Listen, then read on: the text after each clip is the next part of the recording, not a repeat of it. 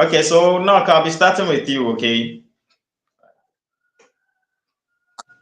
So All right. first of all, I want to ask, do South Africans hate other Africans?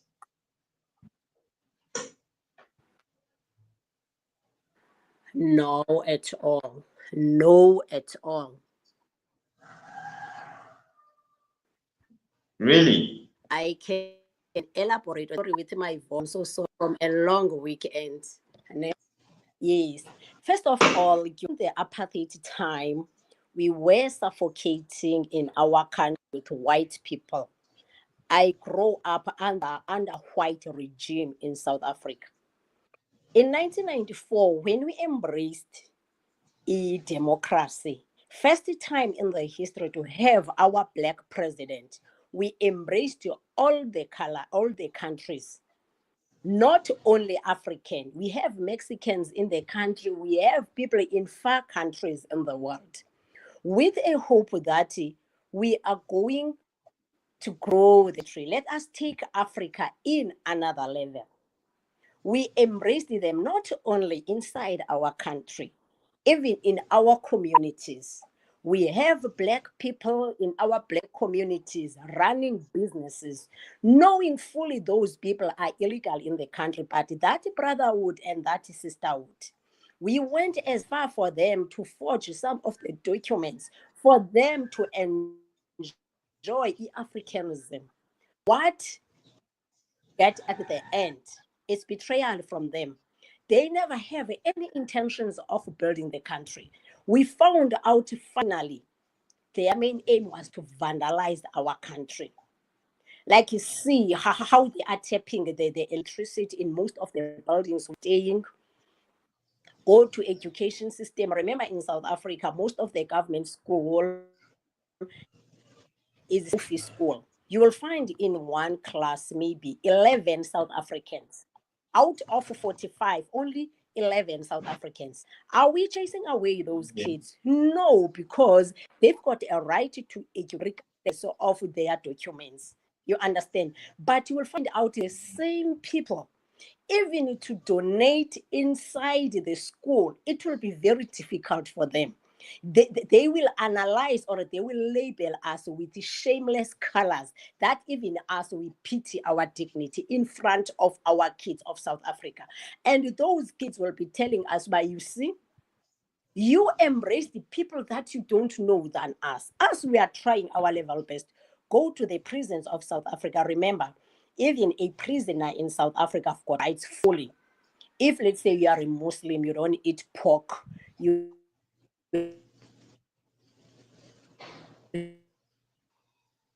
have a right to say, I pork, they have a right to kill you a girl that is halal for you. They've got a right to get inside the prison. But at the end, are those people coming out rehabilitated? Instead, they come out monsters. Look at the rate of crime in South Africa. We don't have hooligans or kids that are committing crime like our kids. Remember, South Africa is embroidered by cultures, Zulus, Xhosa, Tswana, what. At the early age, or we are taught, or we taught our kids that going in prison it's the worst Mm. thing. Remember, in South Africa, if you've got an identity document, you go to the prison. It will ruin your life because you cannot get any employment. All your opportunities are locked because wherever you go, you when they take your fingerprints or when they went for check before you get a job, it will come back as you are having a criminal record. That's what the South Africans are running away from those things. Go to the prison and do the stats, the number of prisoners that are inside the cells, majority are foreigners. So which love or which welcome note can we give it to them? Like all the years that they spent in the country, out of 100%, maybe I can say 20% of them were law-abiding foreigners, the majority. And you must also remember that there is more of government officials love their jobs because they found themselves fraud, type of fraudulent they did. They were for another after or to in the country, not the intentions of the for example, most of Western brothers who are abroad with South African passport doing what? Transporting drugs. What about the government officials who helped that person to get that document? We will understand it after that you are pushing your life to a higher standard, but still you are still jumping from one country to one another, perpetrating crime using our South African passport. Like we lost hope with them, we lost love, we lost trust for what you will receive in return. If let's say you can sit or take 10 people in South Africa, maybe we're married to them or we've got a relationship or a business partners with them, the stories are horrific. The stories are horrific. Now we reached a point, guys, yes, we reached you hoping that with the little you made in South Africa, you built something of yours in your own country. It's time now to take your bag, guys, and go back home. We've minding thing what they will be calling us xenophobic, but it's not helping. It's not. We done a lot. We done a lot, and look at the damage that we are facing. We are taxpayers, but the large amount of the tax is still going to these people. The same people who are not appreciating this. I look at it myself as a violation of human dignity, because if I can welcome you to come and do right, you think, what must I do at the end? Must I still fear what the world will say about me? I need to act to avoid the extent of damage. That is all. It's not that we hate them, but now we think now we need a space to be at our own. We need a space, like it's a lot of damage on the ground. We need to rebuild our country. It's a lot. And on the other side, we feel like we abandon our own people in our country. As I said, go to the educational institutions, primary and high school, that are no fee paying. You will find them a majority there. You understand? And the same people, they don't appreciate, guys.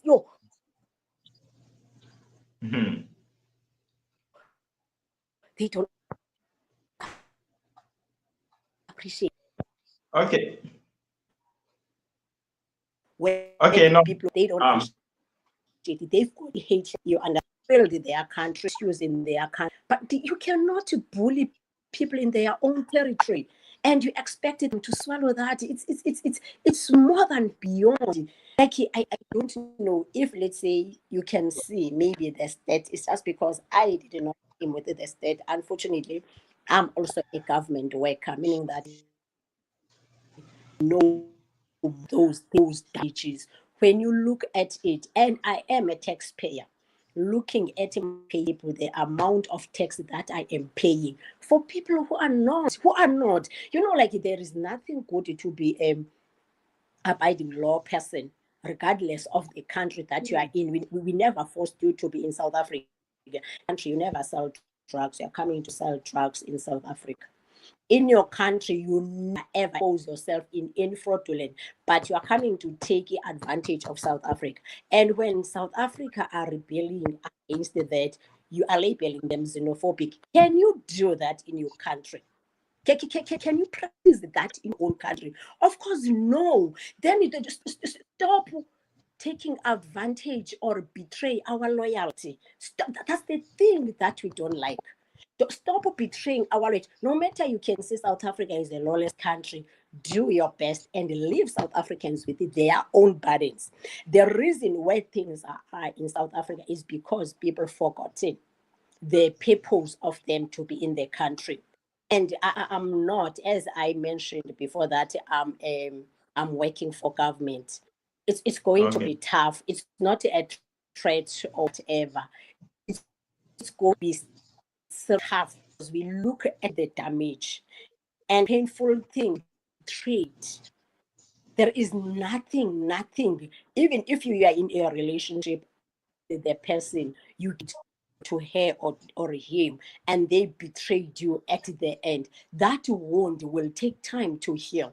It will be bleeding time and again. Maybe in the next world, it will stop bleeding because you gave it all to this person, all your investment to these people. You understood this person. Whatever you have, you shared with these people. As I said earlier on, in the places we are staying, we accommodate them. You understand? We don't have a problem with them, but always they are carrying that bitterness inside them. We are not the fault for what is happening in their countries. We fought so hard. Like in Africa, South Africans, we are regarded as the most craziest people. You understand? Of which is true. If I say no, no is no. I'm not a double face. If something is not good, that's who we are. You are a politician, you are a president. If we fail to insult the president, he must know he is the cause of votes. Of the African countries are betrayed of their vote, putting them in a condition that they have to flee their own countries, of which in South Africa we cannot do that. Our voice, we cannot elect a president and the president stop of us. No, we cannot do that. You understand? If people of all countries are in what we are doing and go and build their own countries, I promise you, they will make a good success. Because nothing all at the end of the time. Those people, will find them 15 years to 20 years in the state of South Africa. They lost their identity. They totally lost their identity. What legacy are they leaving for their kids or for their next generation in their own country? Running is not a solution. If in South Africa the government failed to shoot us, you'll shoot 2 out of 20, but the 18 we are going to get or not. So, like here in our country, they adopted our style that we are rebellious when it's time to be rebellious, you understand? But now, at least it's time for them to build their own countries. And if maybe they need assistance from South Africa, I saw we can back up them. I'll just take a small example for Mozambique. If maybe you remember, what is going on in Mozambique. We gave them an underground help. About it's time to build your country. There must be no African country that is still oppressed by a black president. No, it cannot be like that. Those people, we elected them. They are sitting there enjoying because let us not be betrayed by our thumb. You need to voice. But then when they come to South Africa, they are starting to practice freedom of speech. Hence, they fail to practice it in their own countries. What do you think? Like they are not learning. They are imitating South Africa. What they are imitating is even what we cannot do because we know how to stand on our ground. Me, I hated them for one thing because they are here wasting time. Some of, and on the other side, look at those who went for prison. If maybe we can look at the state of foreigners who went to the prison and look at the number of those who came out. It's another crazy method, but they are not clever enough. You cannot be in a foreign country for more than 5 years, and at least you are making a money and you are not building your life. Knowingly careful your background at home. You are just here. If as we wanted to dance the whole week, me, I'm a government worker. I'm looking at my pension.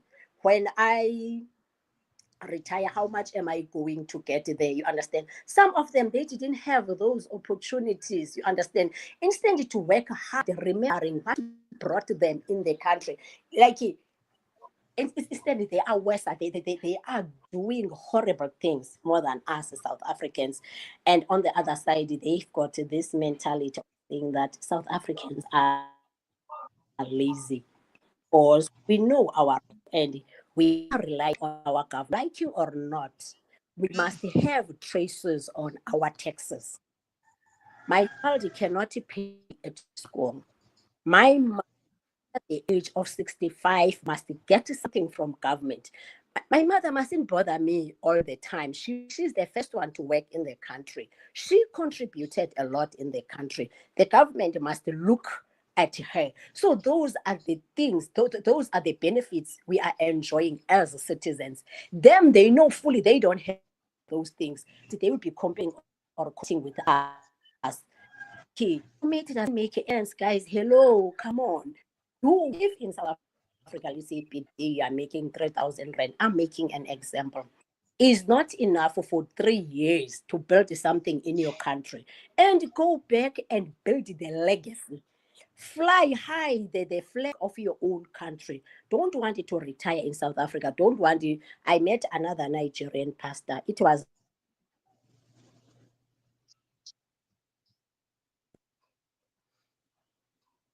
Okay, no.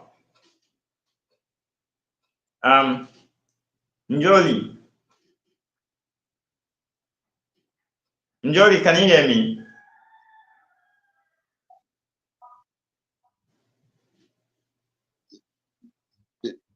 Eresh? I hope you're doing great.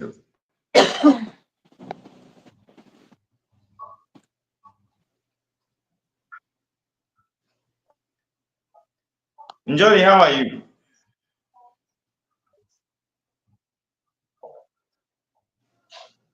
Yes. Hello, Njoli, can you hear me?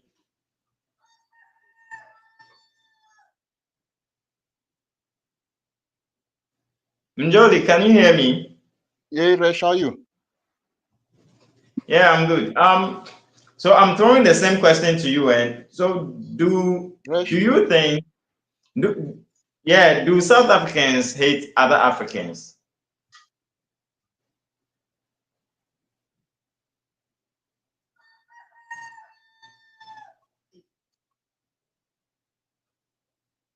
I'm going to start by saying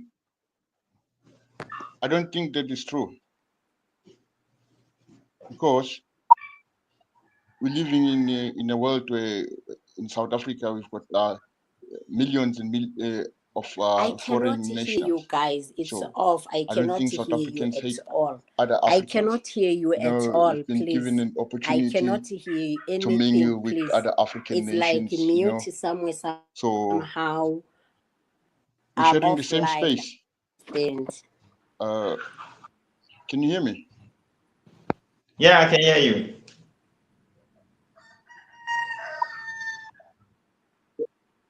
Okay, I can continue. Yeah, continue.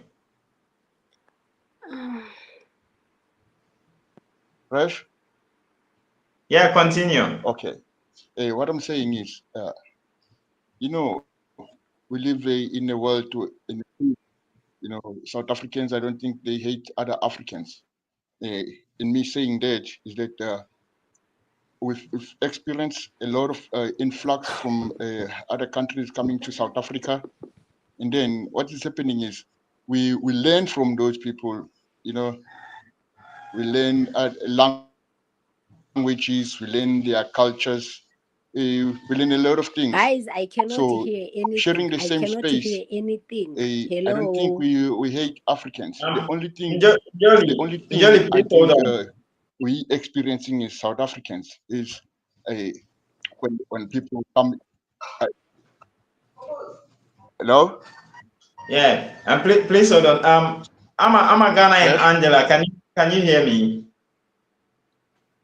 Resh? Yeah, Yes. Yeah. Were you hearing Njoli? yeah, I can hear him. Okay. I'm not. But Knock Yep. is not hearing I cannot hear hearing him. So. anything. I don't hear anything. Guys, I don't hear anything. Can I I don't continue? understand. I don't understand. Yeah, but everybody is hearing him, but I don't know why. I don't know. Maybe it might be your network or something.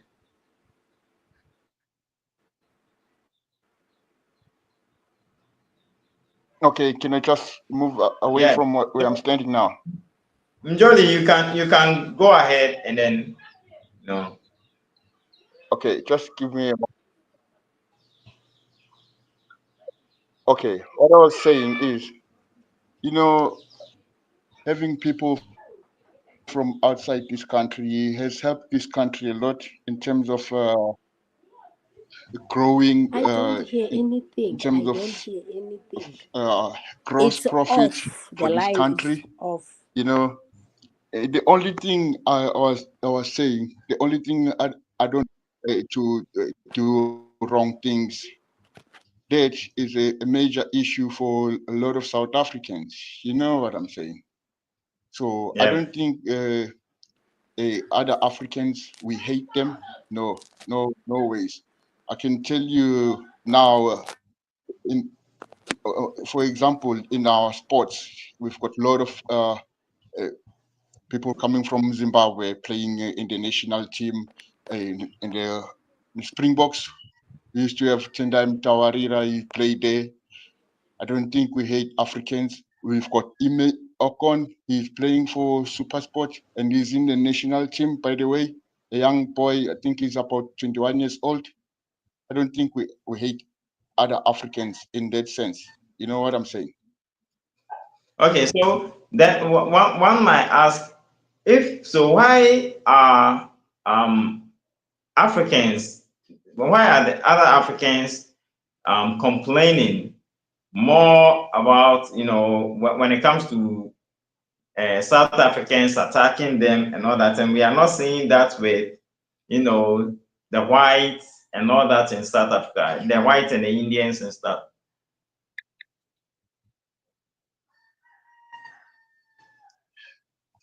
You know what, Resh, my man? To be honest with you, you cannot come from Somalia and come in this country and then start selling uh, food that is already past the due date, to especially to kids. You know, that won't sit well, obviously, with the adults. You cannot come into this country, start selling drugs to students who've been in the university and they've acquired their PhD, frustrated of what they're gonna do. They start doing drugs. You know what I'm saying? There's this drug, Yeah. it's all over South Africa. It's called Nyaupe. You know what I'm saying? So it has done a lot of damage in terms of youth, and Somalians are doing a lot of damage in terms of selling food that is already past the due date. So no one will ever say, yeah, Somalians or East Africans, they are doing a good job by coming into this country and then selling a expired food to our future, which is in this case our kids. Hmm. Okay. No, no, can you hear me? No, nothing at all. Can you hear me? I can hear you. Yeah, but no, can you hear me? Okay. Yes, Resh, yes. Yes. Okay. All right. Let me move to the Ghanaians. Hello, Knock. Yeah, can you hear me? Nothing.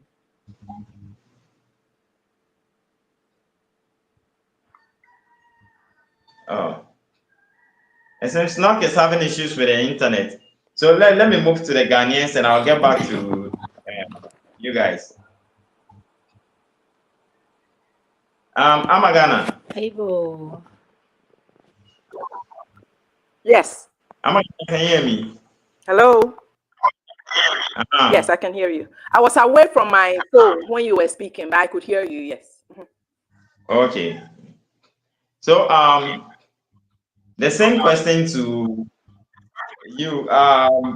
Do you think Ghanaians, like in recent times, we've really been on the neck of Nigerians, and do you think we hate them? That's why we are always on them, talking about them and all that. So that's out of hatred.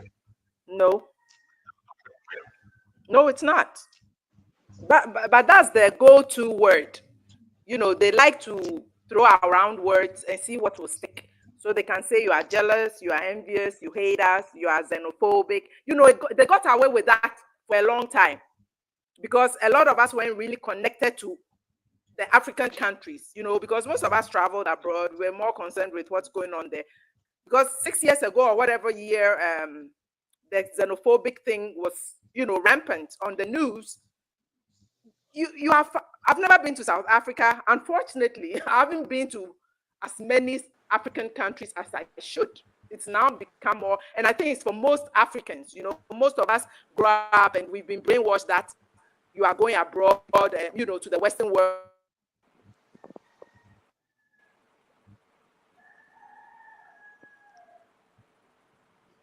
Hello, Noki.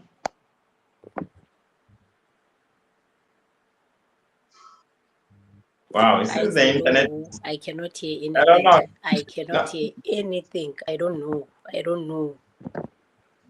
Okay, Angela. I don't know. Yeah. Yeah, please take the floor.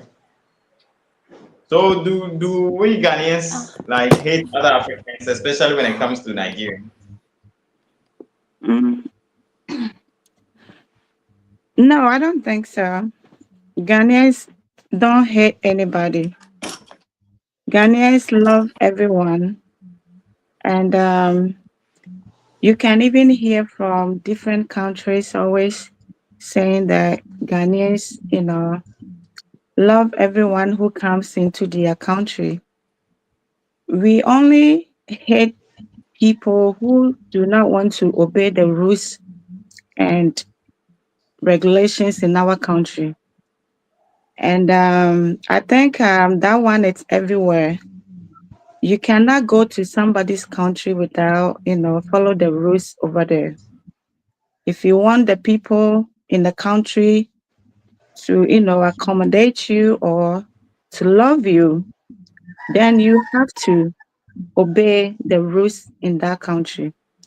Nigerians are the type of people when they go to somebody's country, they just want to, you know, raise up their shoulders, try to be rude to the people in the country.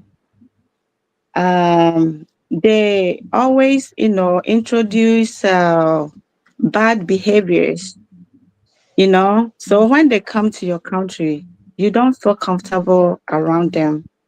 You just don't want to associate yourself with them because why? They are not going to, you know, portray the good behaviors for the youth or the future leaders will learn something from them. Anything that the kids are going to learn from them will not help them, you know. So when they are doing something wrong and you are trying to correct them, they will never accept their mistakes or their responsibility, you know. So they will always telling you that you hate us, you're jealous of us, you don't like us. But if you are not good to someone, how do you expect that person to be nice with you or to love you? So that is their problem, the big problem that they have. So that's why you see every country is mentioned Nigeria, Nigeria, Nigeria. You see recently South Africans are also complaining. Do you think what they're doing in Ghana, if they're doing the same thing in South Africa, South Africans will love them? No. They won't sit down for you to come and kidnap their children, do prostitution in their country, rituals, Yahoo Plus, and all that. Because when they bring those things into your country, remember that the kids are in your country are also going to learn the same thing. And then eventually, the future leaders are going to turn into a different thing altogether. So I don't think anybody, you know, hate Nigerians, you know, and they are the only particular country that they always say people hate them. But I'm so surprised that they can't, you know, sit down and think about what is going on. Why that when we go to people's countries. Nobody, not any country love us. Why have we done something wrong? What is going on? They will not sit down and think about it. When you're trying to teach them what is good, they won't learn it, because they always say they are the giant of Africa, so they know everything. They are genius. They are this. They are that. So I mean, in this 21st century, no country is going to sit down for somebody to come to, his or her country and bring, bad behaviors into the country for the future leaders to also copy the same thing. So if Nigerians are ready to travel around, then they have to change their attitude. Nobody hate them, but everybody hate their attitude. Yeah, that's what I can say. Okay. I'm a Ghana. Hey, what is going on today? Yeah. I was thinking, I don't know.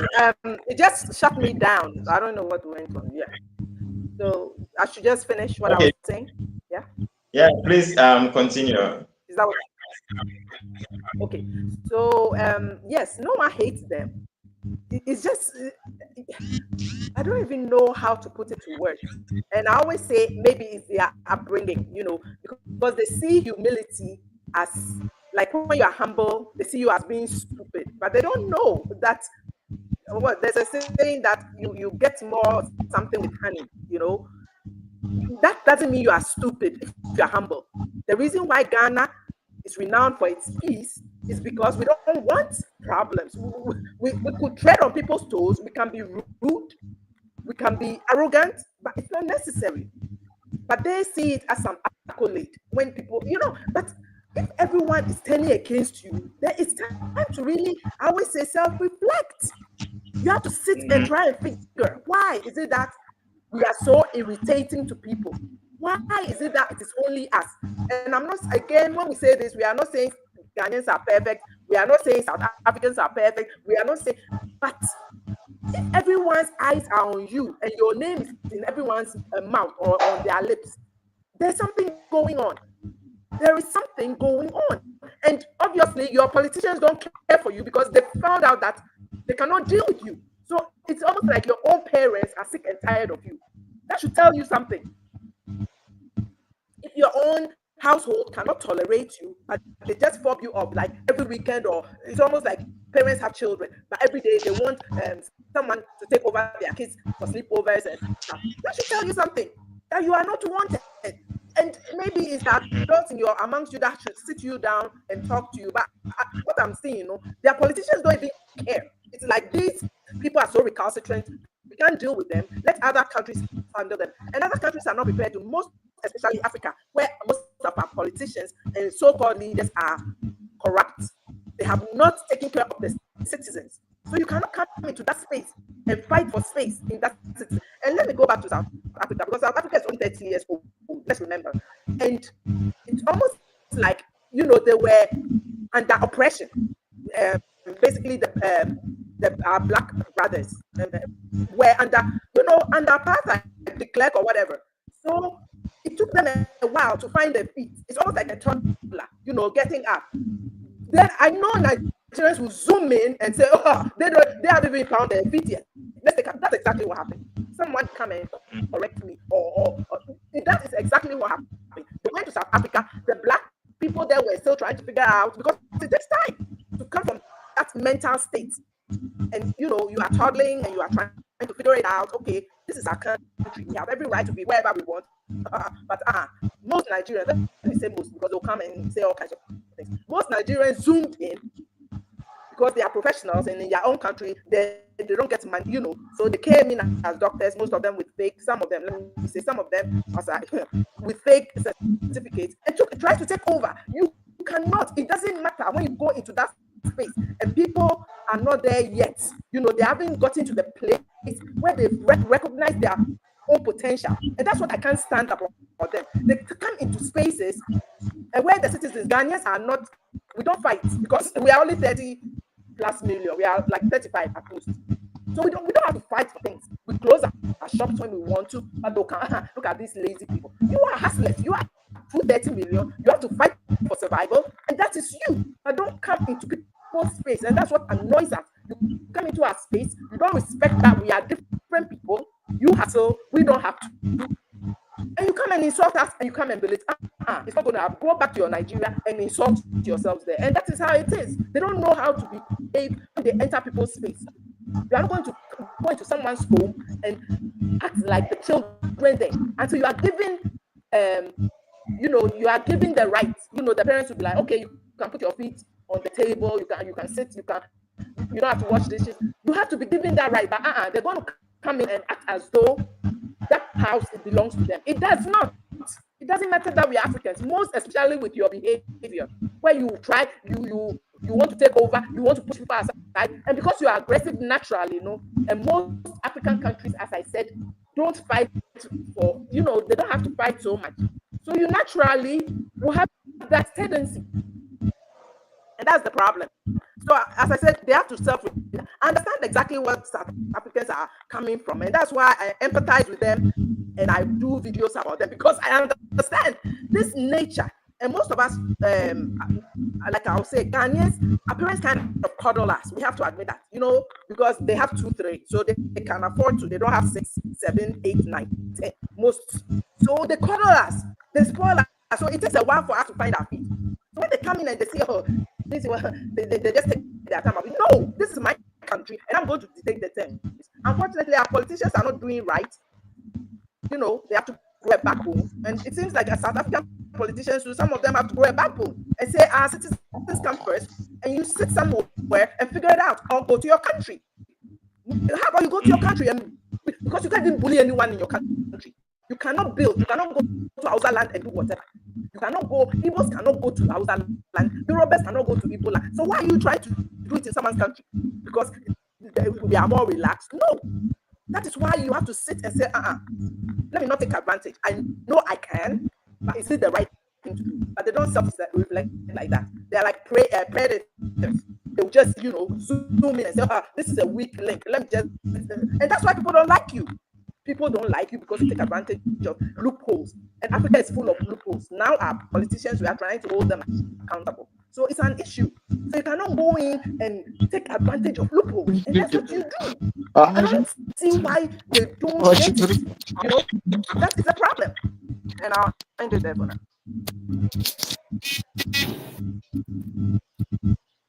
Okay. Madam Hannah. Okay. I'll come back to you, okay? Madam Hannah. All right. Yes. Yeah. Yeah, welcome. Thank you. So the question is, to you, do you think Ghanaians are complaining about other Africans, especially Nigerians, because we hate them, or do you think it's out of hate that we keep complaining about them? No, we don't hate Nigerians. We are all one people. We are neighbors, so we can't hate them.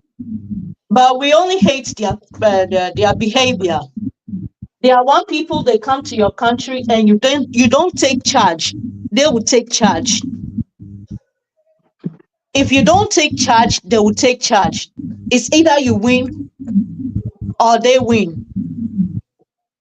Right? So it's not out of hatred.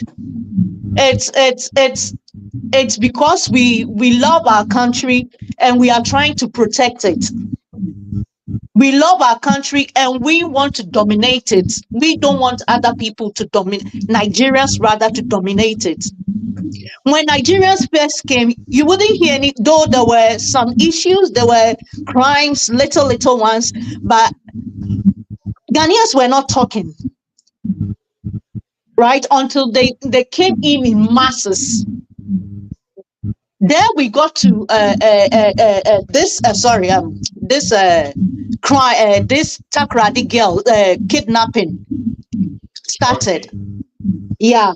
We were not talking about Nigerians. They were doing things, but nobody was talking about them, right? Because we received them as brothers, we received them as friends, until this Takrady thing started. That's how Ghanaians started talking, complaining. And if we had kept quiet on that kind of crime, kidnapping for ransom, would have dominated Ghana.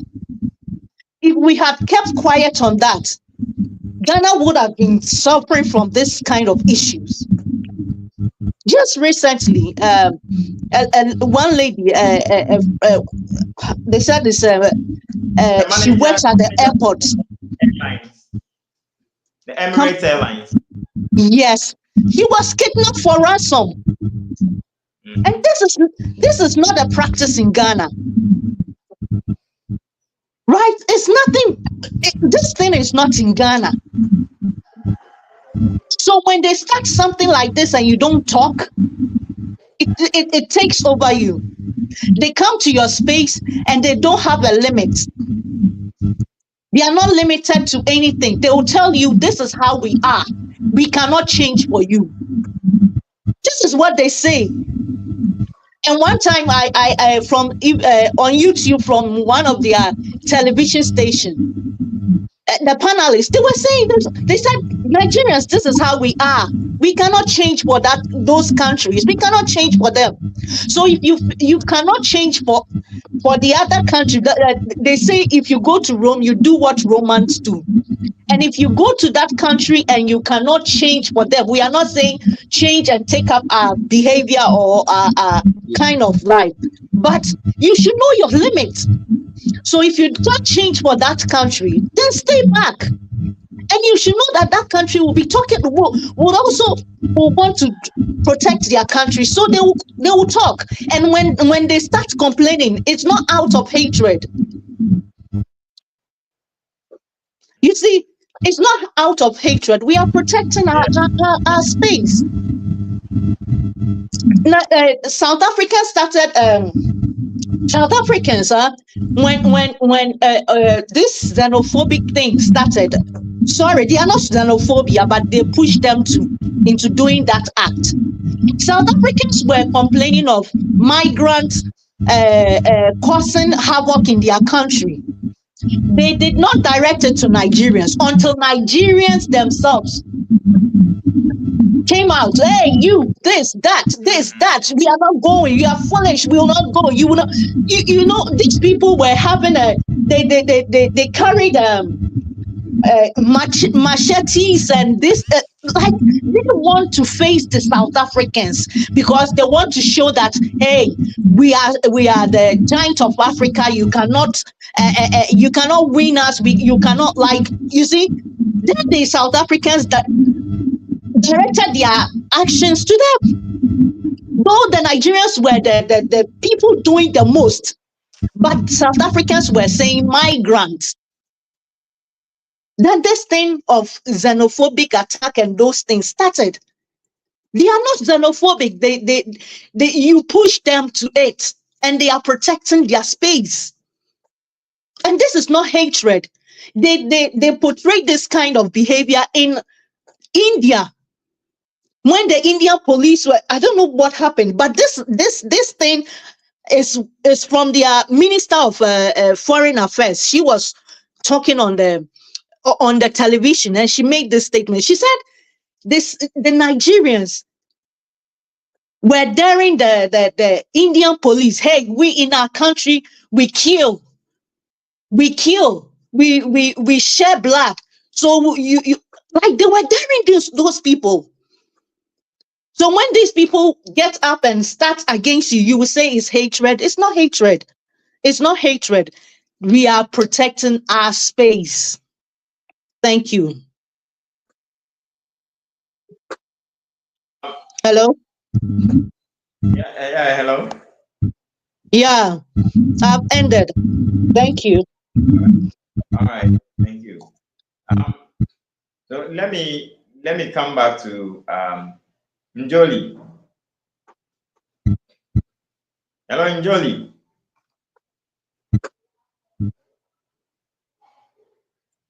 Yes, my man. Yeah. What do you think about the? First of all, let me ask this question.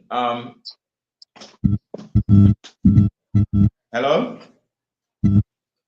Wow, it seems the South Africans are really having issues with network.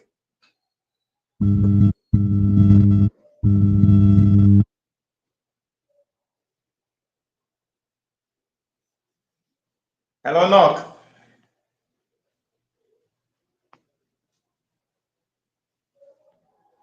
Knock, can you hear me?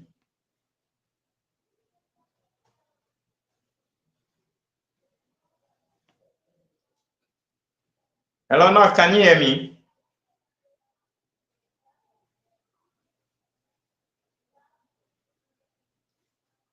Knock.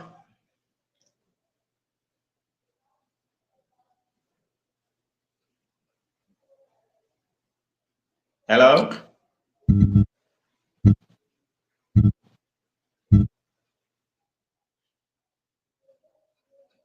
Okay. I think Angela. Yes. Yeah. So what do you think about the unification of Africa?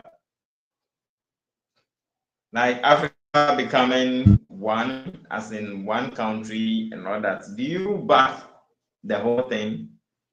Or I don't think it's gonna work in this 21st century. I don't think it's gonna work.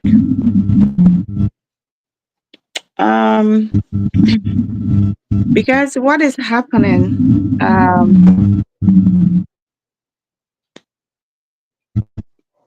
Hello. Yeah, we are listening. Yeah. So what is happening right now? I don't think it will be possible for that. I don't think it's. I mean, it's right for us to do that, especially Nigerians. Yeah, especially Nigerians. Right now, we all know what they are doing in our country. Ghana is going through a lot. South Africans are also complaining. Europeans are complaining. Americans are complaining about them. Canada is complaining. Everywhere is complaining about Nigerians. So even for us to become one people in Africa, I think it's going to be waste of time because they are not ready. When they come to your country, they are not ready to abide by the rules and regulations in that country. They will come to your own country and insult you. They will come and, do rituals. They will come and kill your people. They will come and do yahoo yahoo. You see what I mean? So for us to do that, I don't think it's going to work. So everybody should stay his or her own country. We can, do business together or businesses together, but for us to come as one and open the borders for everyone to come in, it's not going to help us. A lot of crimes are going to go on. And right now, I think we all know what is going on in Ghana. There's Igbo king in our country. He came and, seek for greener pasture. Now he wants to be bossy in our own country. He doesn't want us to feel comfortable in our own country. This man wants to bring his kinship into our country, which is against our constitution. We have spoken against this constantly, but this man has been, refusing to obey common instructions. You know what I mean? So I don't know why Nigerians find it difficult to, follow the rules when, they go to other countries. So I don't think this is going to work. They should stay in their own countries. Ghanaians will stay our own country, South Africans will stay their own country. Then we can do businesses together. I think that will help. But right now, they are tripping into our country like ants. But when they come, they refuse to obey the rules in the country. They fight you, they insult you. Look at Mazi and Sunny Media. Sunny Media came to Ghana. He was begging for us to help him. After we helped him. What happened? He came out and insulted us for nothing. Mazi was sitting, on the platform and insulting Ghanaians. You see? And when they do something and there's no any leader, no president, nobody come out and address that issue. So they think it's normal to misbehave in people's country. So I don't think it's going to work. I don't think it's going to work. They should stay in Nigeria and fix their own country. Ghanaians are trying. And now they are talking about ECOWAS. By 1983, ECOWAS was there.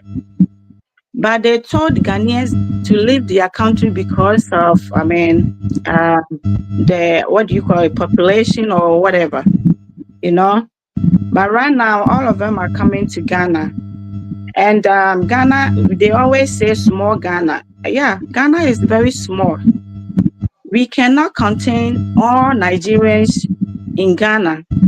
We cannot accommodate them because they're not even ready to, obey the rules. So we are also not ready to accommodate them. So we as for me, I don't want Nigerians to come and stay in Ghana. No, they will definitely go back. Either they like it or not, they will go. So they should get ready and leave our country because they don't respect Ghana. Even their politicians, they don't respect Ghana. Their youth, they don't respect Ghana. So if you don't respect my country, what are you doing in my country in first place? What do you need? So coming to my country and look down on me, no, it is not going to work. It will never work. So they think they are rushing to come to Ghana because they want peace. If you want peace, but among yourself, you can't make peace among yourselves. Nigeria is like Yoruba doesn't like Igbo. Igbo doesn't like Yoruba. Hausa doesn't, Fulani doesn't like Hausa. And then, so how can you get peace in your own country? Who should make peace? And then you will come and enjoy and then insult that person. No, they should stay in Nigeria. We don't want them. We don't need Nigerians to come and stay in Ghana. And then, what is going to happen? They won't like it because we are not going to, sit down for them to come and dominate our country. No, we won't do that. In 1983, they kill our people, right? So, Excuse me? You are against the borderless Africa, right? Yeah. Okay. So, Knock, can you hear me?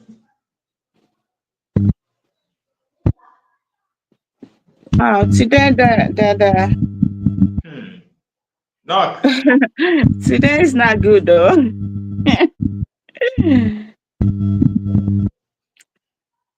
Knock, can you hear I think they can't hear you, right? Njoli, can you hear me? Yes. So, what do you think about the unification of Africa? Africa clearing its borders so it becomes free for every black African to, every African to move freely within Africa. What do you think?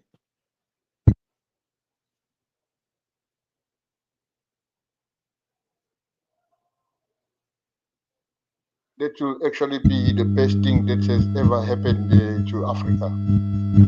But now the problem is one. I'll start by saying, are the heads of state ready to do that? Are they ready to do the of Africa? Or they just want to continue pocketing all the millions that African resources got?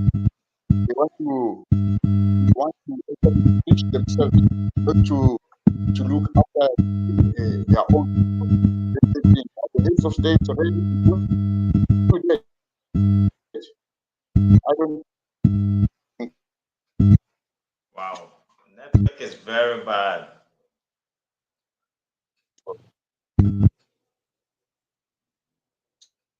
So Okay, Jolie. it would be a good idea, in fact, because Africa would be powerful.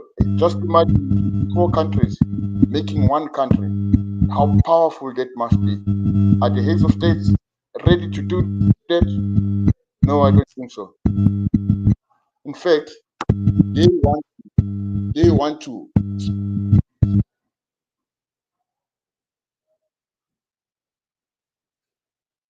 That is not a good day. I can agree, and it's not a good day. Wow. Yeah. I'm coming. Let me add Buyo.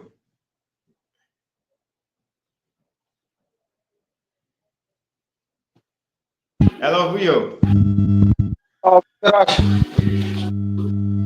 Yeah, can you hear me? Yes, loud and clear. Yeah, so like I was asking like what do you agree to the borderless Africa or you are against it? No, my thought about Borderless Africa is let's unite just like the European nations have united. Like let's unite based on economy, not to remove borders. Based on economic, let's say one currency. There must be free movement of goods, but I don't support the borderless. I support the unit of only economy. But yeah, because as South Africans, I think we experience unification of Africa. Like as I'm saying, weeks back, like we have cities that are 90% dominated by foreign nationals. And, what I can say is that those cities, man, they're not nice, man. They're dead. When there's African, they're not taking care of those cities. So as I'm saying, like let's unite based on economy, but don't remove the borders. Just economic flow. Yeah, that's what what I can say. Okay. Because there are cities in South Africa, such as 35, it's 90% dominated by Nigerians, sunny side. Then there's being 90% dominated by foreign nationals. So yeah. And as you can see, man, those places are full of crime, all of those things. So let's unite, done for me, and yes, help our country grow. That's what I say. Okay. Let me come to Knock. Knock, can you hear me?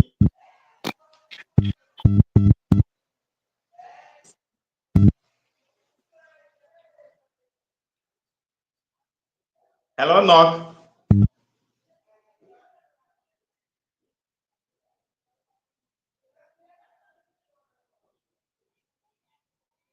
Wow. Okay, so I'm a Ghana.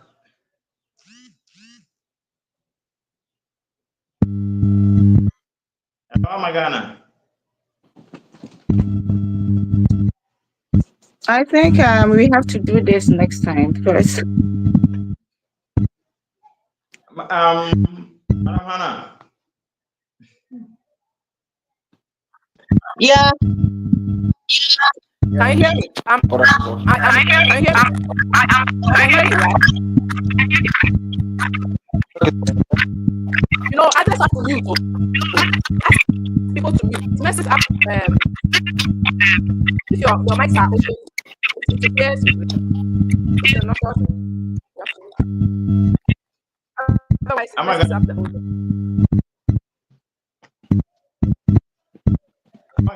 Yes, can you hear me? Yeah, I can hear you. Okay. What do you think about the Africa? Okay. Yeah. And do you side with it? I don't believe in it. You know,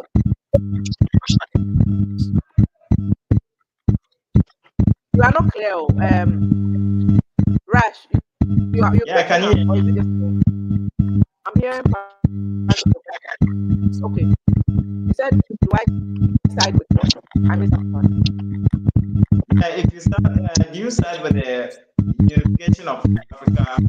You know, Africa taking off, you know, we free move in Africa without anybody's movement. Yeah. Well, initially, it looks good on paper, but in reality, it's going to take a lot of work because people don't want to respect the laws and rules. So it's going to be very hard. You know, it's going to be extremely hard because just look at how ECOWAS, and initially it was 14, and now 3 people have left, and you know, 3 countries have left. So because the people are leaders didn't even explain it properly. So Nigerians will come and talk to people, just come and live, just like the citizens. You know, so based on that is an issue. If you are coming in and you don't know that you can only be there for 3 months, you cannot work. You have to get a work permit if you want to extend. Like the basics are not in place, so it's going to be a very difficult thing to implement. And I think African countries really have to get their act together respectively. Then you can think of that. Like the European Union sounds like it's all roses, but some countries couldn't join. I know that Greece couldn't join. Turkey initially couldn't join. I think they just joined if they have. So things were implemented. People didn't just come and join. If you are not up to it, you are not taking part of citizens.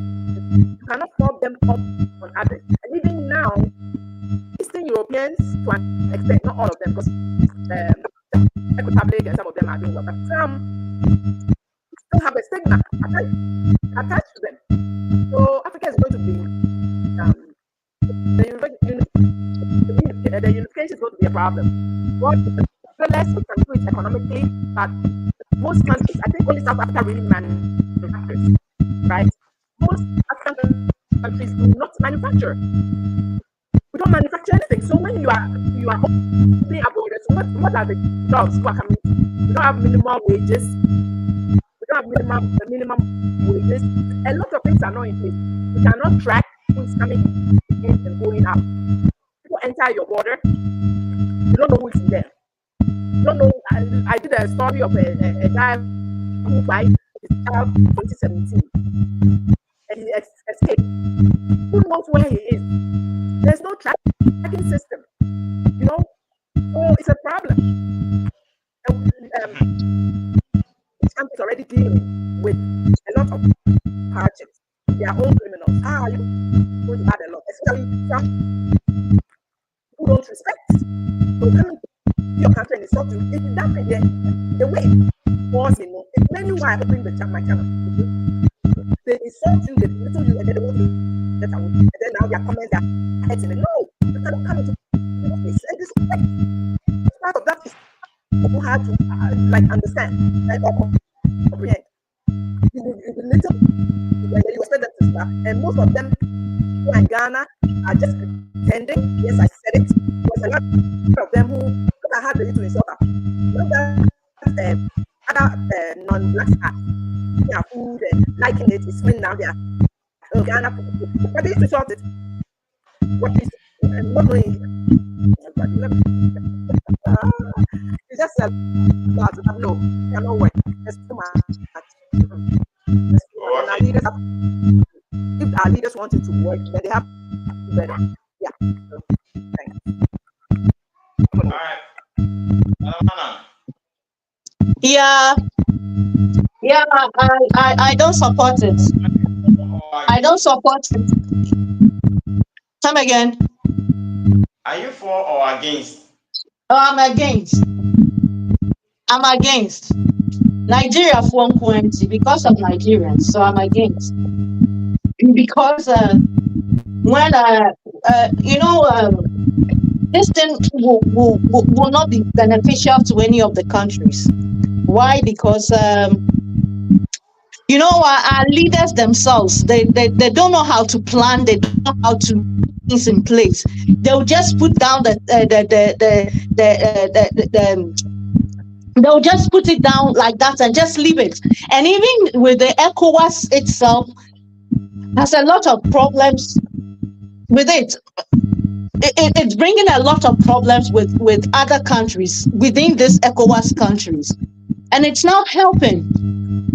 When you say one Africa with other countries, fine, but with other countries too, it's not going to be good. It's not going to be safe. Already, our brothers are claiming they are ECOWAS countries, though, so they have the right. Right? They have the right to stay in Ghana. That's what they say. It's an ECOWAS. Nigeria is an ECOWAS country. Ghana is an ECOWAS country, so we have the right to stay. You don't have the right until you are given the right. You don't have the right until you are given the permit. But these people do not understand it, so they feel they have the right to any country within the ECOWAS space. So I'm against it. Why do you think UK left? Why do you think UK left the European Union? Even with this thing, let's say with this passport, ECOWAS passport, we are all using the same passports, but with our names, okay, the countries, though the color is the same, but with every country has its name on their passport. Even with that, these people are taking our passport and using so when Nigerian is holding, even is having a Nigerian, a Ghanaian passport, you wouldn't know whether this guy is holding a Ghanaian passport. You might think he's holding his country's passport, but it's a Ghanaian passport. You wouldn't know because it has the same color. And these people, when we closed their shops because of the law of retailing, these people came begging we allowed them. But you know that our people in Nigeria are not allowed to retail, especially this Amagana made a video of these basket weavers who were restricted in even meeting their customers. When they will come in and they want to share with you, they want to have everything you are having with you, but when you go to their space, they will not allow you. So when we say one Africa, others will be cheated, and it's not good. Nigerians will not allow, even they themselves, do not allow themselves within themselves, they don't allow it. Right? As an Yoruba will not have too much rights in Igbo land. Igbo do not have too much of rights in Yoruba land. They are restricting themselves. How much more a Ghanaian or any other country that will go into their country? So I don't support it. I don't support it. Okay, we were supposed to have a Nigerian on today, but or something, he couldn't join us. But he's kind of like watching, I'm sure. So I want us to have a look look at this video and let me know what you think whenever you come across such videos. Planning to move to Ghana in 2025?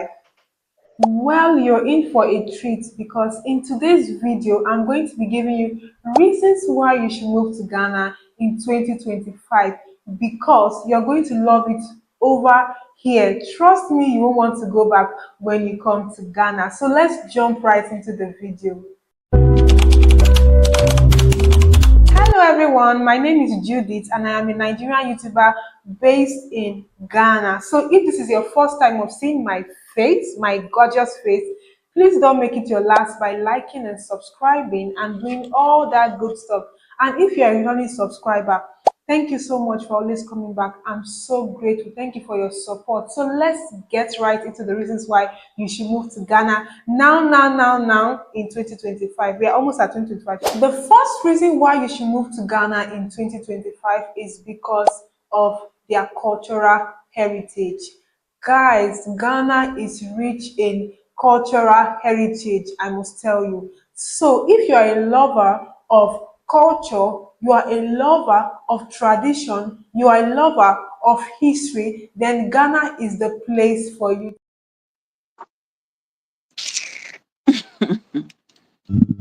Okay, I don't want to play too much of that video, so I guess you already can tell what it is about. Whenever you come across these videos, that how do you feel, Angela?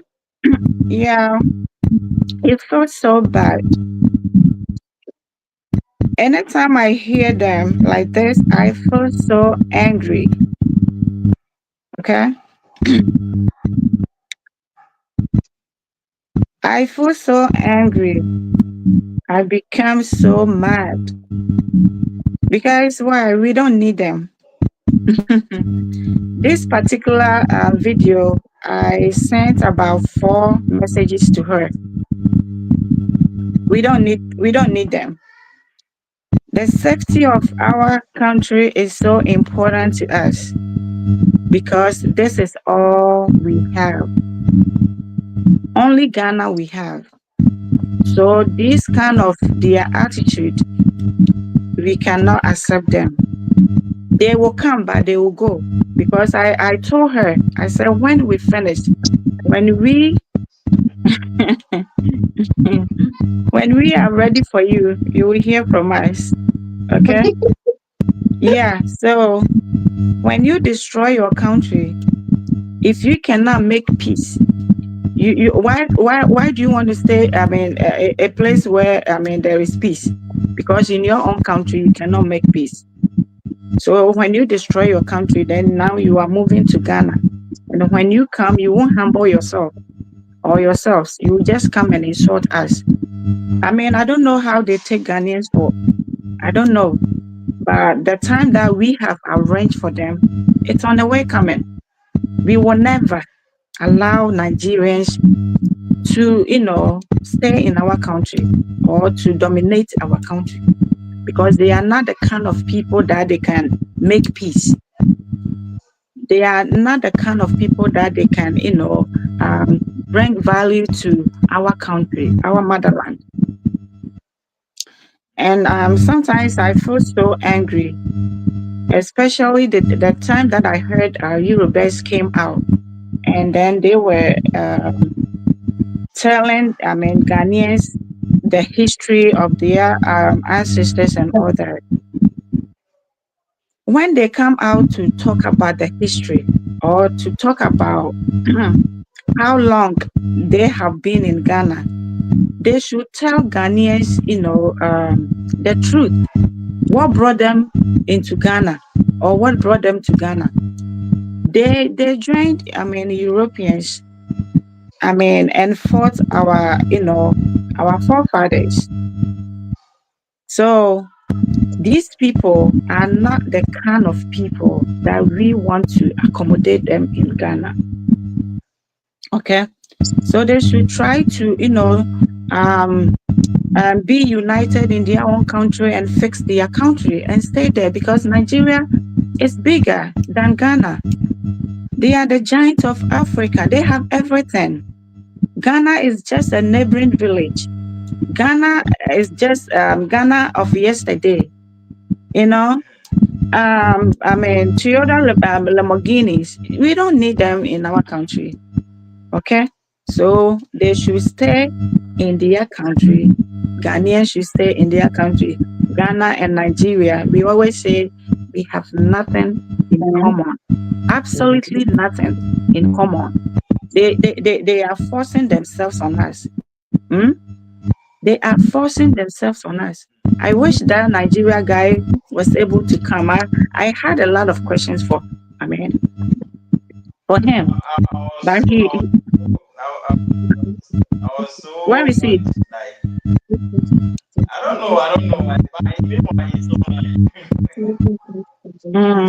Yeah. So what she was saying, you know, I sent messages to her already, so I don't even want to hear them, because anytime I hear them, I feel like I become so mad. Anyways, yeah. So they should stay in their country. They shouldn't come and destroy our motherland. And when they come and you help them, you look at the university what do you call it, lecturer, right? Yeah. We gave him a job to do. The job that we gave to him was very unique. We should have given it to a Ghanaian citizen. But he didn't, appreciate anything. Then he gathered. Come back to that the university lecturer. Okay. So all.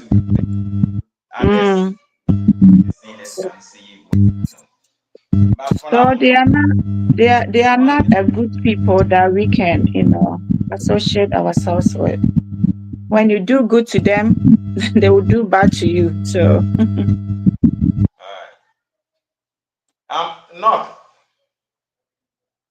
Knock, can you hear me?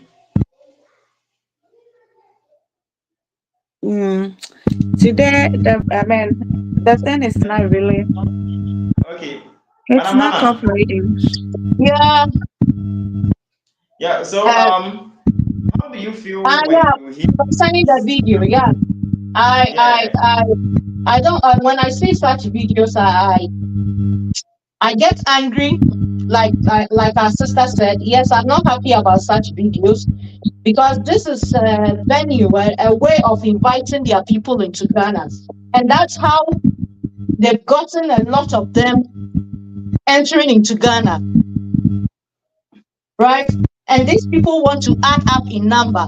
They want to increase in number, And this is the same way this so-called Igbo king, a king who has no kingdom, but claims to be a king in another man's country.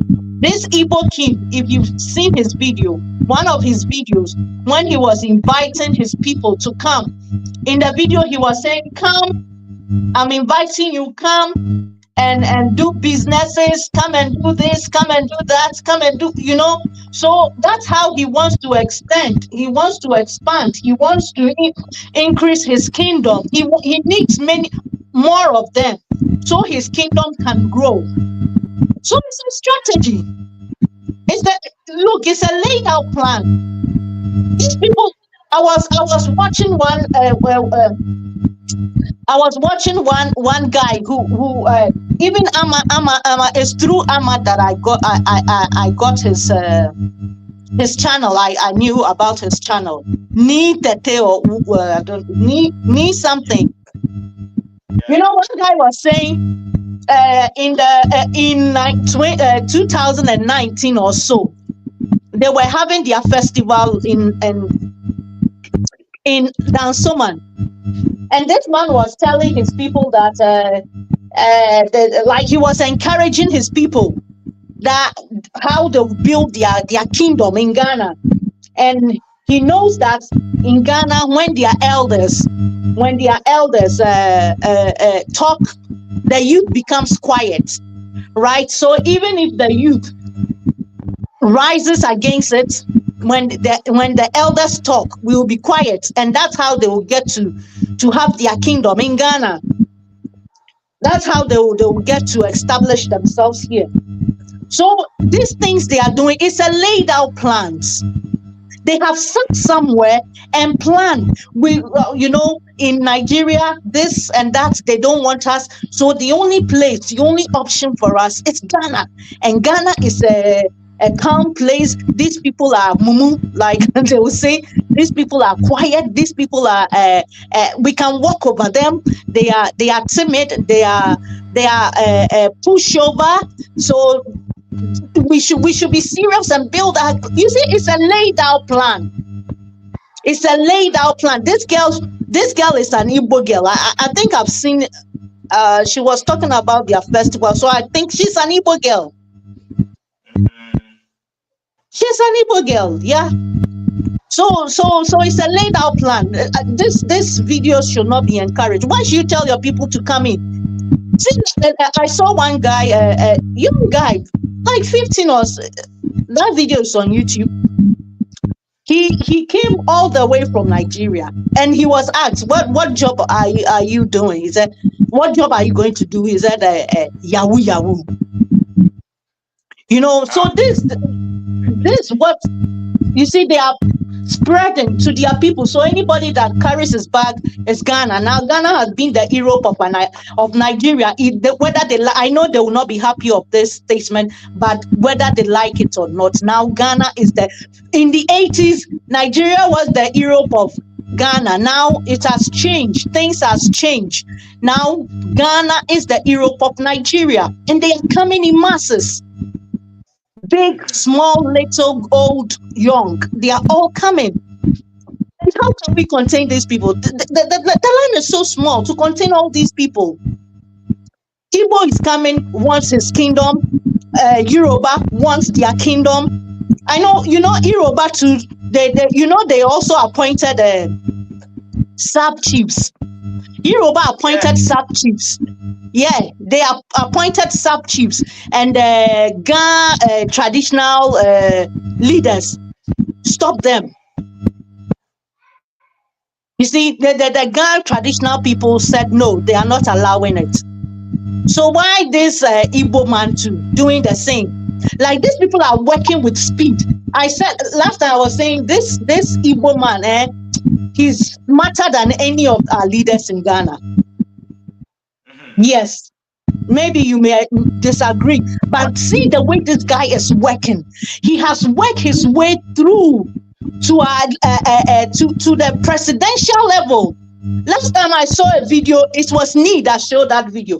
When our president, I don't know what the function, I don't know, but big people are IGP, our president, he was on his seat. He was sitting. Oh my God. And they walked to him. Oh, sir, it's okay. Please continue to the other. Continue to. Amma. Hello, Amma. Yeah, hi. Yeah. Hello. So, like, can you hear me? you see Yes. Nigeria, there are people living and all that. Yeah, I'm annoying. But it comes from people like the so-called Igbo, whatever he calls himself. Because he has no royalty running with blood.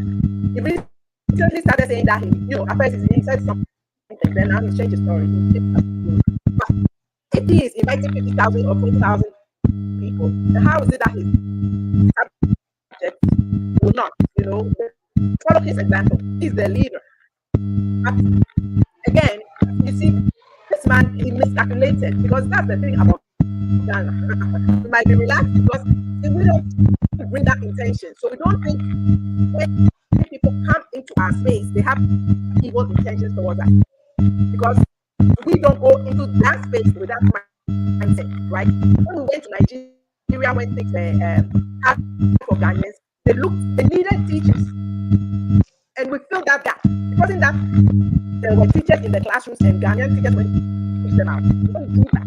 But then, want to do that in our face, and that's the difference. So they'll come in your face and push you out like retail that they have no business being in. But let me get back that he miscalculated. So because of that mindset that Ghanaians kind of we win through life, we think it is, he assessed the situation. He was like, okay, as the sister said, our sister said, he knows that our culture, when elderly or adults speak, we don't answer back. We respect. So he knew if he got into that space of kinship, no one will question him, including our leaders. And that's why he got into that position. Because he knows, he looked at it, and that's going to be his downfall.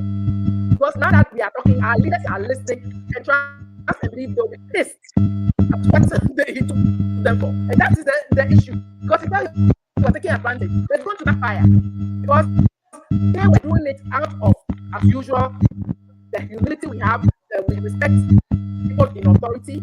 But if you think you are taking advantage and then it blows in your face, then you won't be comfortable. You will leave when no one is chasing you. And that's what Ghanaians do in the plan. Oh, you are hypocrites. Because we smile with them. But that's because we trusted you. We don't think you are going to be wicked as or have people intention for us. When we discover that you do, then we change. And then you see how we are. And then you can't take it. And that's the problem. People wear your emotions in your sleeve. You are in your face and aggressive. Ghanaians are not like that. And you don't take time to really know us. And that's the problem. That's the difference. So these very leaders he was fraternizing with, that's the belief. So we start looking into this and say, oh, so this person was not anything, was disturbing me. Watch how it backfires. Watch how it backfires. I saw something, I'm always looking into him because he's always doing various things. And I think 2 days ago he did something. It was indoors this time. They better start planning to do their things indoors. His so-called house, is big enough to accommodate. They better start doing things there. And don't antagonize Ghanaians because already we are on edge. We are already on edge because we've let things ride for 10, 12 years. And now we are seeing that you took our kindness for weakness. You think that because we accepted you, we're stupid. So you are going to see the side of us that you're not going to like. And that's why you are seeing all this. He's beginning to see this pushback, and some of them don't get it. Oh, but he was there a long time ago. No one said anything because we didn't know he had nefarious intentions of putting sub-chiefs where no one goes. Some of us haven't even gone to those villages. What are you putting your sub-chiefs there for if you have good intentions towards Ghana? So you are going to see the real Ghanaian warrior. Our name means warrior king. You are going to see that side of us because we don't have evil intentions towards you. But when you show us who you are, then we'll be like, oh, okay. So this is what you really felt for us. You think we are stupid because we honored you to give you to make you trust and believe. Even probably the guy, it was more ceremonial. But we are so respectful and accommodating. Some are not kind. I'll catch and say Ghanaians are the most accommodating. If they are not taking advantage of you, they have no need for you. That's what annoys me about them. That's why let me end it here because I'll say something.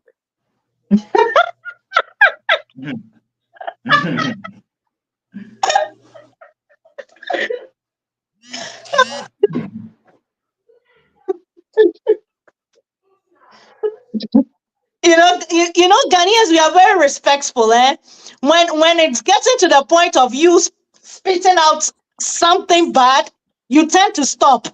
You see. That's one thing I've noticed about Ghanaians. You're going to see us.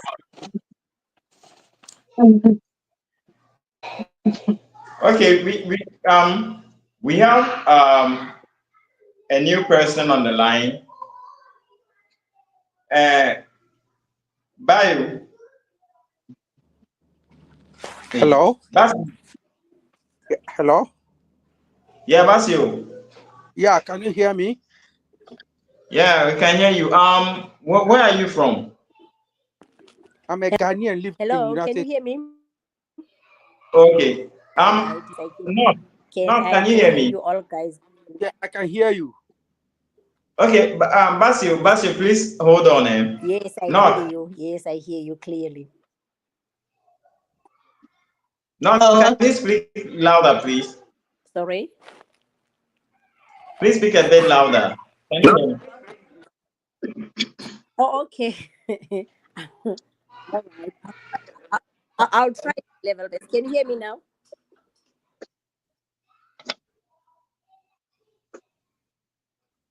Hello, Knock. Can you hear me? Yeah, by your voice, we can barely hear you. Is she using headphones or earbuds? That's also part of it. Okay, Basil. That's Yeah, how brother. it is. I'm so sorry. I'm so sorry. I'm so sorry. The earphones are in the car. I'm so sorry, but you can hear Yeah, me if now. you're using I just earphones, pressed it it will affect close it. to the You speaker. I'm need to so take it sorry. off. That's That's how probably it why, is. yes. You can hear me now. Okay, we can hear you. I'm having Yeah. some questions. Can I raise my question? Yes, I'm Okay, having some questions. Can I ask, please? okay, I okay. want Please to ask your. pick who can answer. Anyone is entitled to his or her. Yes.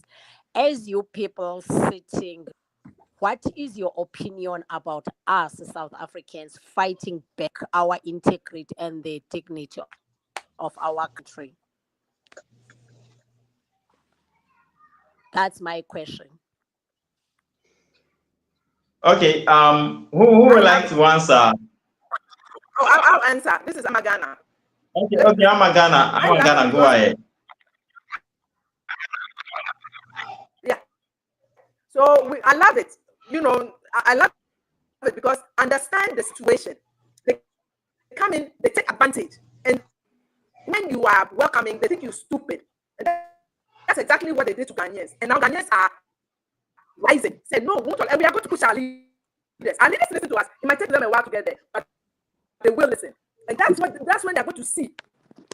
But they didn't see Buzia coming.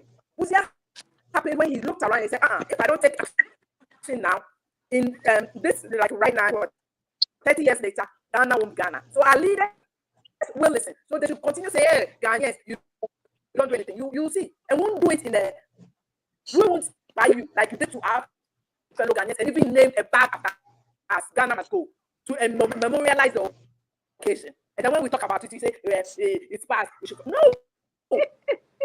When you guys left Ghana, and I'll come back to you, my sister. Let me just vent a bit. When we came to you left, it was to legitimize your state. But because of your nefarious things that you have come to, your grandparents have come to help the colonialists. So your guilty conscience made you speed away from Ghana. They didn't say leave. It was to legitimize your paperwork. But you didn't. Most of you just left. It was mainly Yorubas, I think, at that time. But you guys, after 2 weeks, whoever it was, subliminally, no, one can say, but subliminally, no, gave you authority to hurt Ghanaians. And so it's different. You can say it all you like, you did it first. Did we buy you? No. Some of our bodies and the blood of some of our citizens are still on the grounds of Nigeria. And you think that cry will. Let me just leave it there because spiritual things work. Okay, back to my South African sister. You have to do what you got to do. You got into your independence, and that's your space. You can be called names. Don't try and make it like what have they called Ghanaians? Small Ghana, Ghana of yesterday, backyard Ghana, because they said we're shoe shiners. They always forget. It's only recently they started admitting that most of the people came there with teachers. Most of the time they were like, oh, you were shining our shoes. So they will belittle you to the point that if you are not strong or you know yourself, you want to give in to them. And that's their plot, to always bully you into submission. But it's thank God that things are changing. So stand your ground. If you go on my channel, I started talking about Chidinma a long time ago because I was following the story where the South Africans didn't come out bitter at first. No.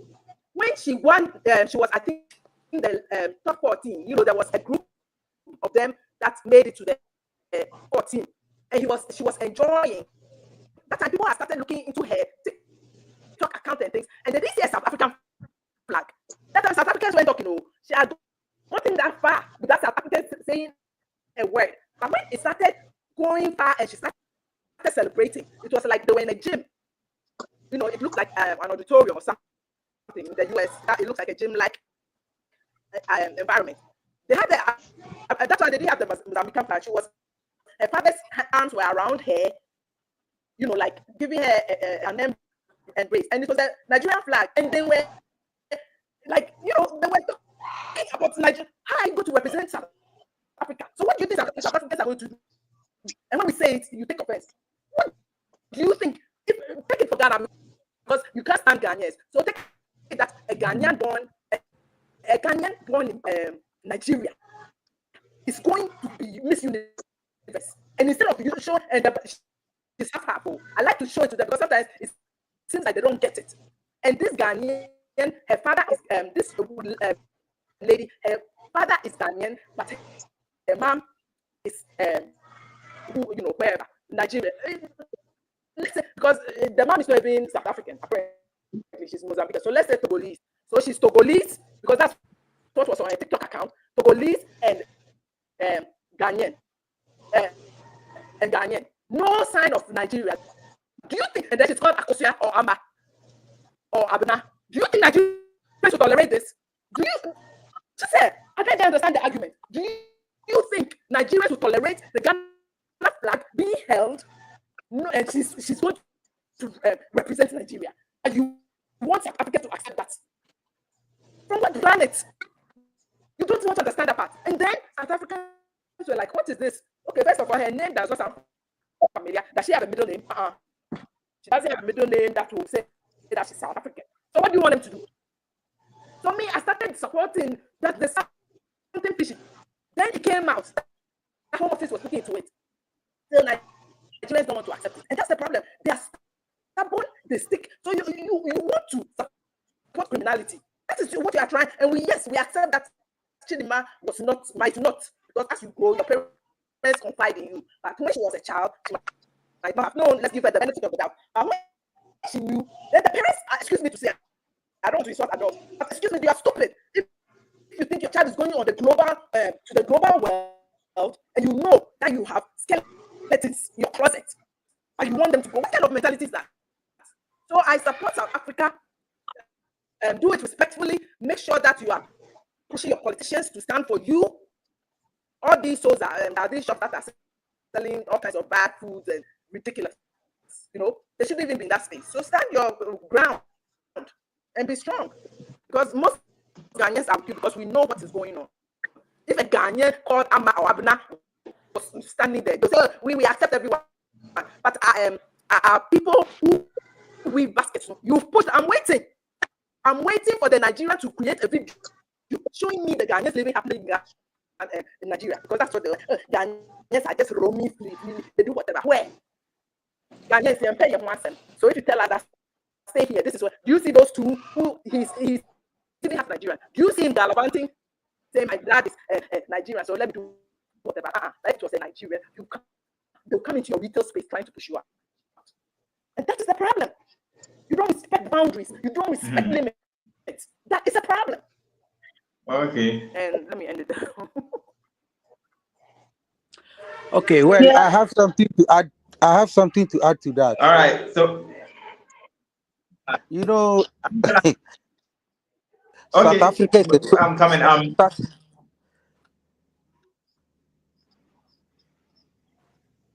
Basu.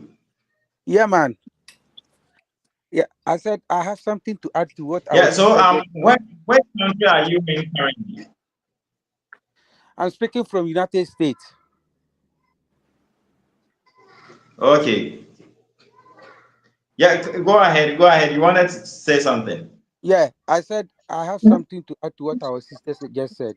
South Africa is a sovereign Okay. state, and then they have every right to protect their country, regardless of who is involved. Nigerians likewise have right to do the same thing to their country.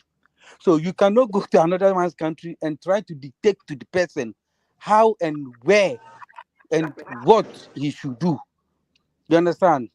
Let those people understand that the earlier they amend their own ways, the better for them. Because at the issue of Chidima we are talking about, if your grandfather stole something and passed it to your father, and your father also pass it to you when he's dead, when he was about to die. And then you also feel that that thing has become old. So you sell it and then pass it over to your son.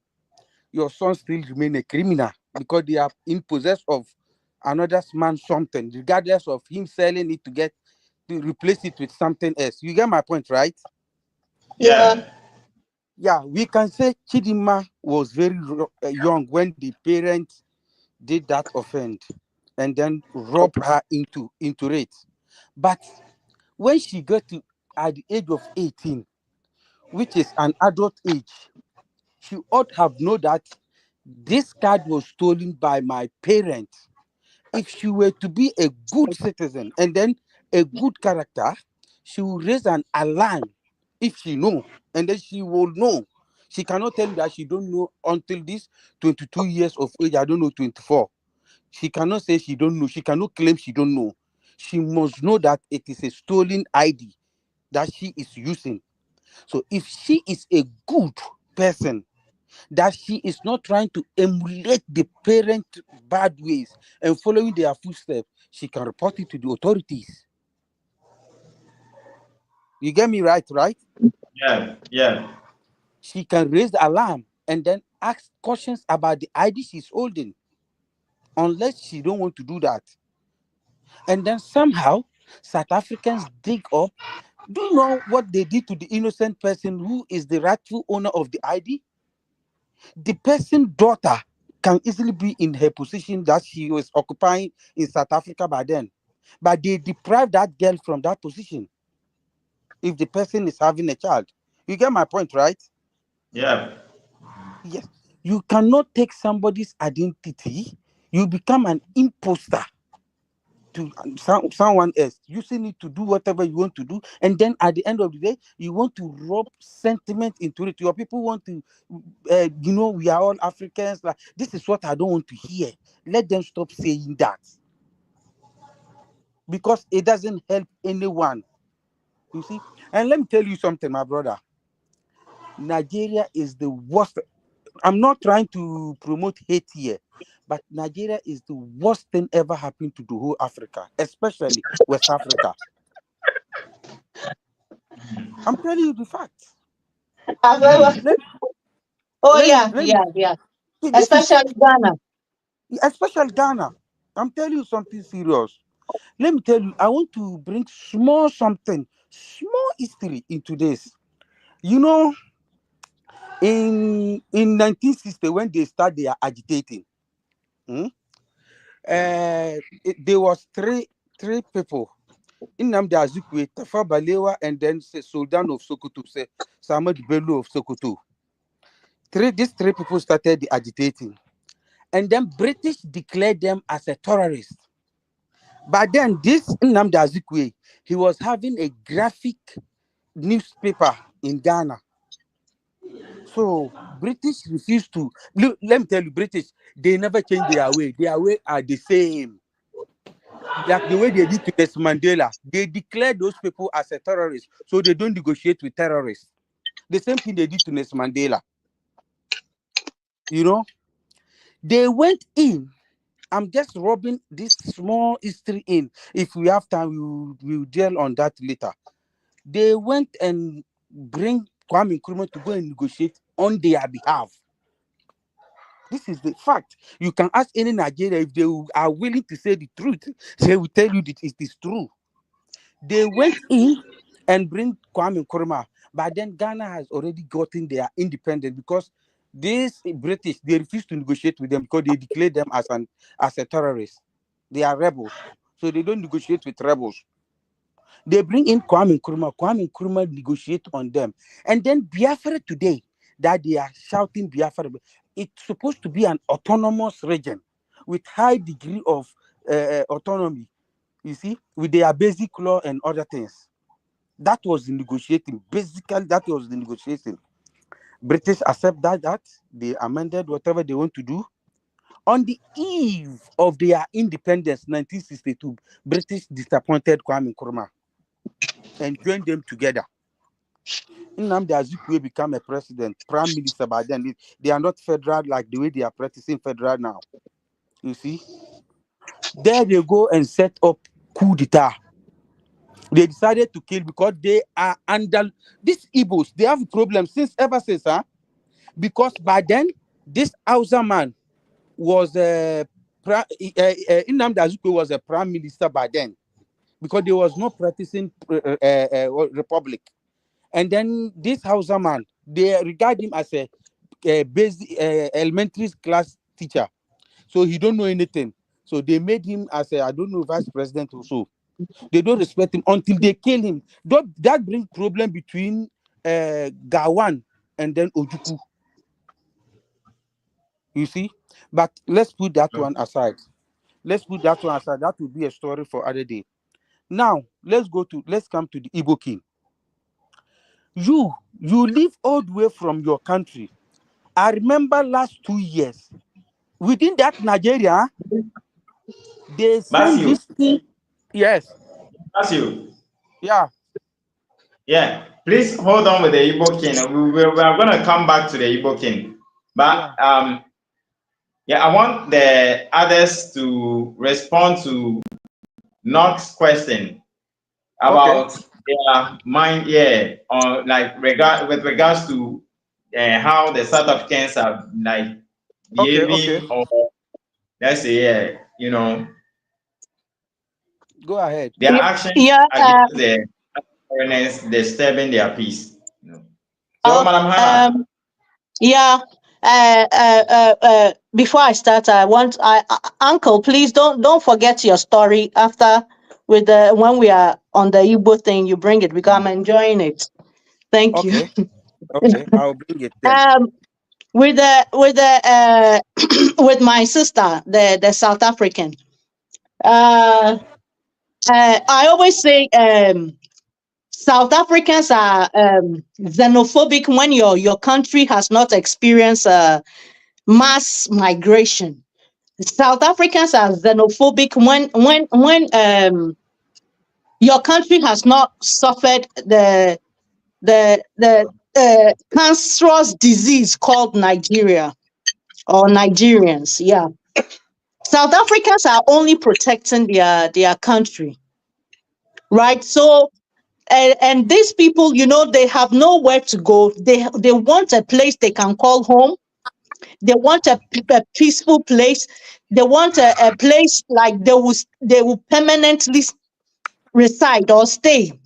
So when they come and they see the people trying to protect themselves, agitating, they tend to give you names, right? They tend to give you names to come to make you quiet, to shut you down. That's the strategy of Nigerians. And they did the same when recently UK, they started attacking migrants, saying migrants are too plenty in their country, they should go.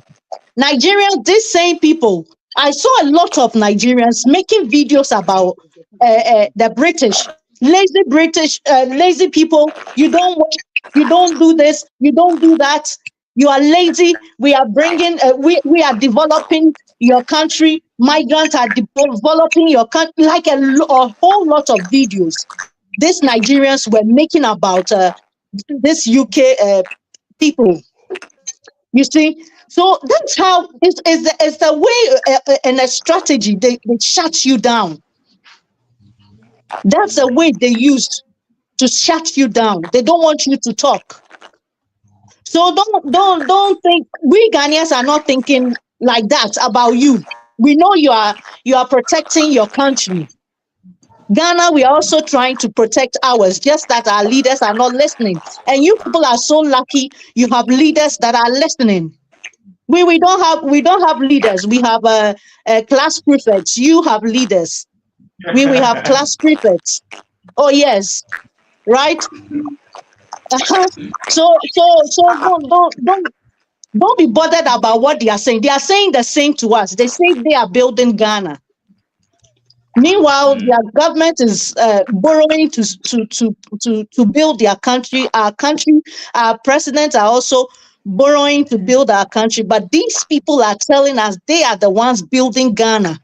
So when we talk, they tell us to shut up. We don't have to talk. They are one guy said the Nigerians in Ghana are important than we, the Ghanaians in Ghana. Imagine if someone would tell you this. Imagine. So Ghanaians have nothing. It's the Nigerians that are making such videos. They did the same to you. One lady, a Black American, came out so furious. She was so angry talking about Nigeria because they were saying the Nigerians made a comment that if they were the people, they were the ones to get chance like the Black Americans, they would have been better than the Black Americans. I don't know if any of you saw that video. That lady, Black American, was so furious with Nigerians. She made a video and she was shouting, screaming on top of her voice.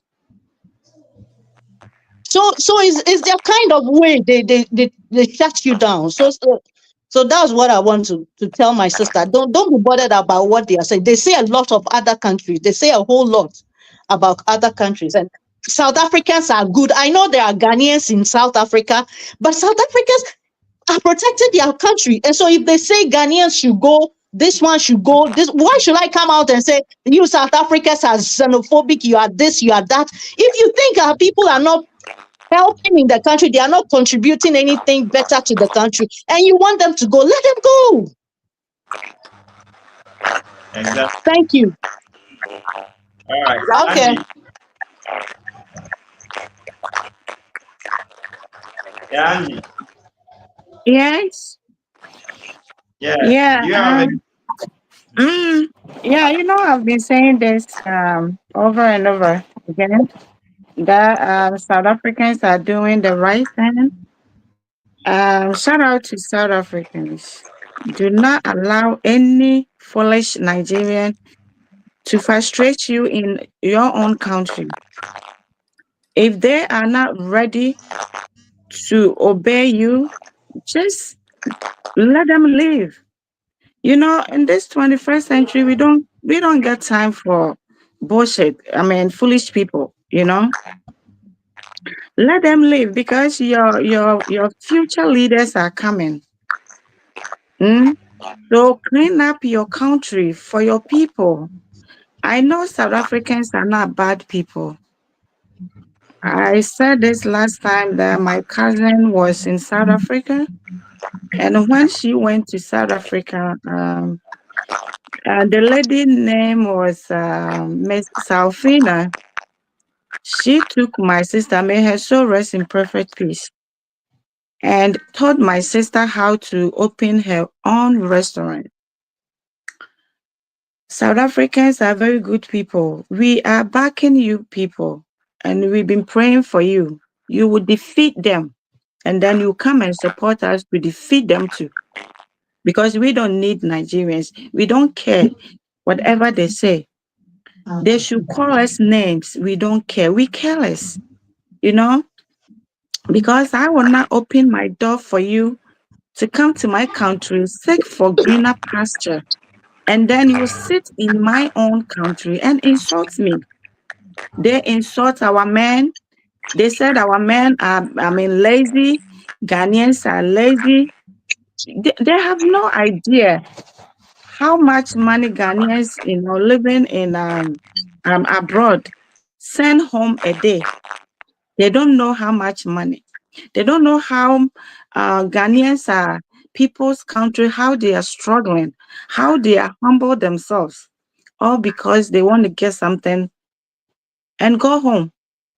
But you people, we should, build our country, and then you come and enjoy, and then you come and insult us, So, like I said last time, any country that think South Africans are being xenophobic, just open your door for Nigerians to come in. That's it. Simple.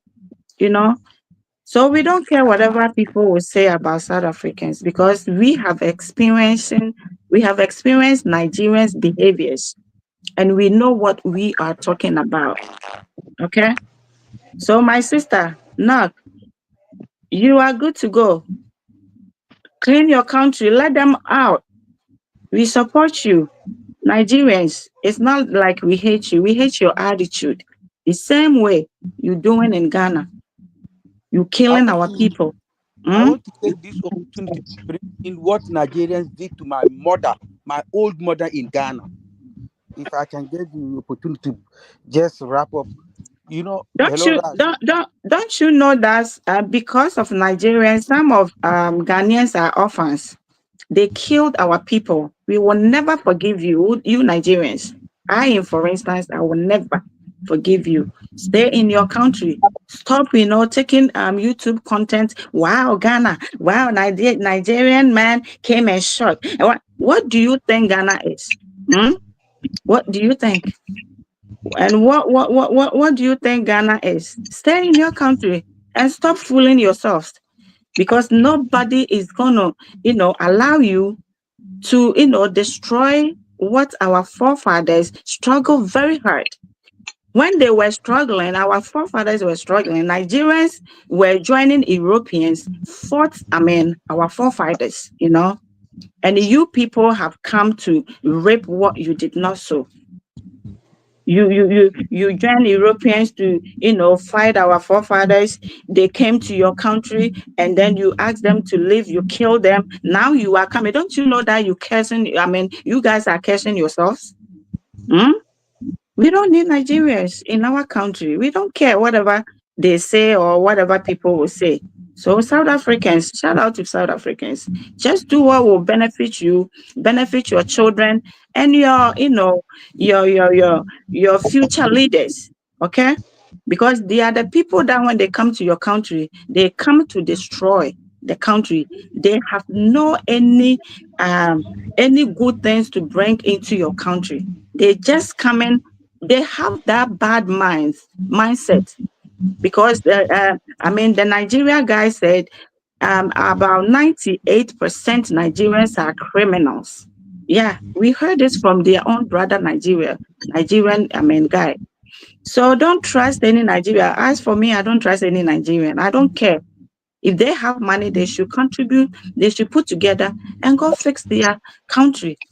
Yeah, so South Africans, Ghanaians are supporting you, okay? Do what you can, do what will benefit the country so that we can come and enjoy too, okay? All right, Madam V. Hi. Hello. Welcome. Oh, thank you. Where do you want me to start from? Because I'm in the middle Your of it now. first of all, let's respond to the question the South African lady was asking. She was asking, our thoughts on their actions, against some foreign nationals in their country. Yeah. At the end of the day, they are living in the country and they know what they are going through. So it's not up to us to judge them or say anything about what they experience, because we are experiencing a similar kind of thing and we know what it is like. So I won't. They shouldn't worry about anybody calling them names. That shouldn't be a problem at all. Because if they do not fight to get the right measures in their country and things get out of hand, they are the one that will suffer the consequences. The people that flock in there, they will go back out again. They'll have somewhere else to go. If it all goes to go wrong, it's South Africans that have nowhere else to go. Or even if they go somewhere, they're going to be refugees.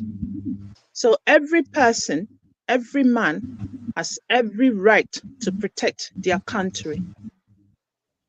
That being said, I'm not saying that people travel, but you have to know your boundaries. Unfortunately, Nigerians do not understand the word boundary. They don't. Just like many people on the panel have said, They'll come in your face, they'll disrespect you, they'll flout your laws. Unfortunately, they bring criminality. And then when you complain, they will call you names. Now, one that I heard the other day is Afrophobic. Write this down, Rush. Afrophobic, yeah. Or is it Afro? Yeah, Afrophobic means I don't understand it. The word anti-Nigerian. No, nobody's anti anything. The fact of the matter is, what they're doing, they are getting everybody agitated. Mm-hmm. And they are the kind of people that they don't understand the word no. So they'll push you, and then you get to a corner and you feel like you have no other choice but to respond. And that is what happened in South Africa. And that is what they're doing to us now. That's exactly what they're doing. They're disrespecting us. Even in the country, there are some YouTubers in there insulting us. I mean, I don't see anything that South Africa is doing that is no sane person will not do. Who wants you to come in there? Their children, apparently their young girls were being trafficked within their country. They've been sold, you know what I mean, the white stuff that they keep saying, those kind of things. So what kind of parent would sit there and let that happen? I think it's only the Ghanaian parent that will sit there and let that happen. Because if you think your children and life is in danger, and you will sit there and let it happen, what kind of a parent are you? Then you're not a good parent. So at the end of the day, South Africans, do not worry about what they say about you. You are in your country. You know the consequences of some people's actions that you are facing. Unfortunately, in Africa, our laws doesn't work as well. That is what's the problem with many, many African countries.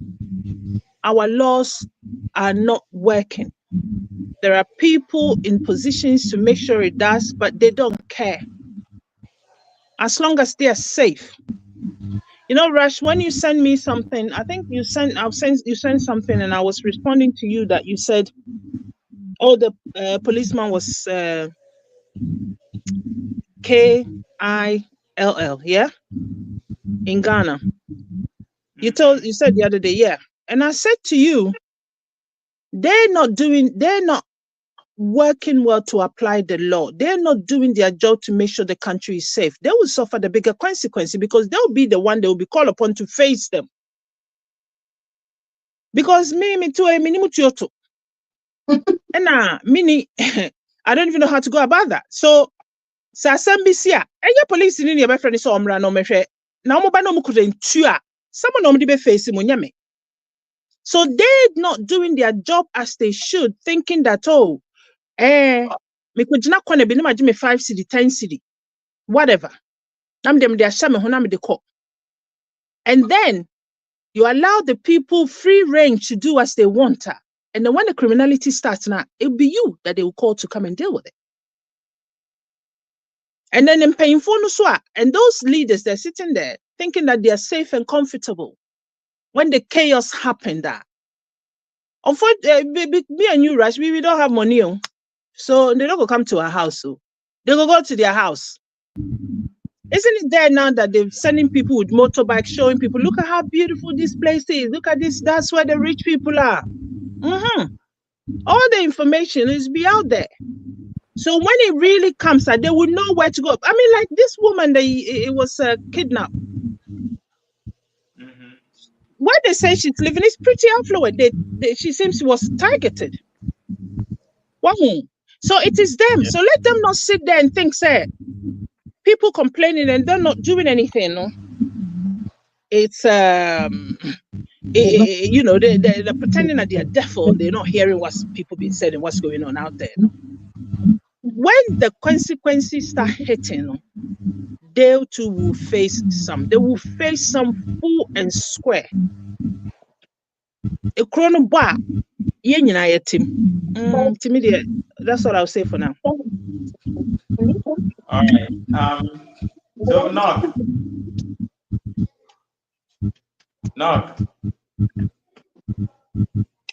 Why is she always having bad line like that? Wow.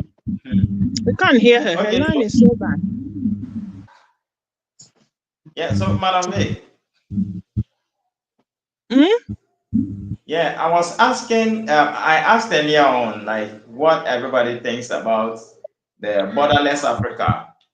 You know, uniting Africa as one country, so we can have free movement and all that.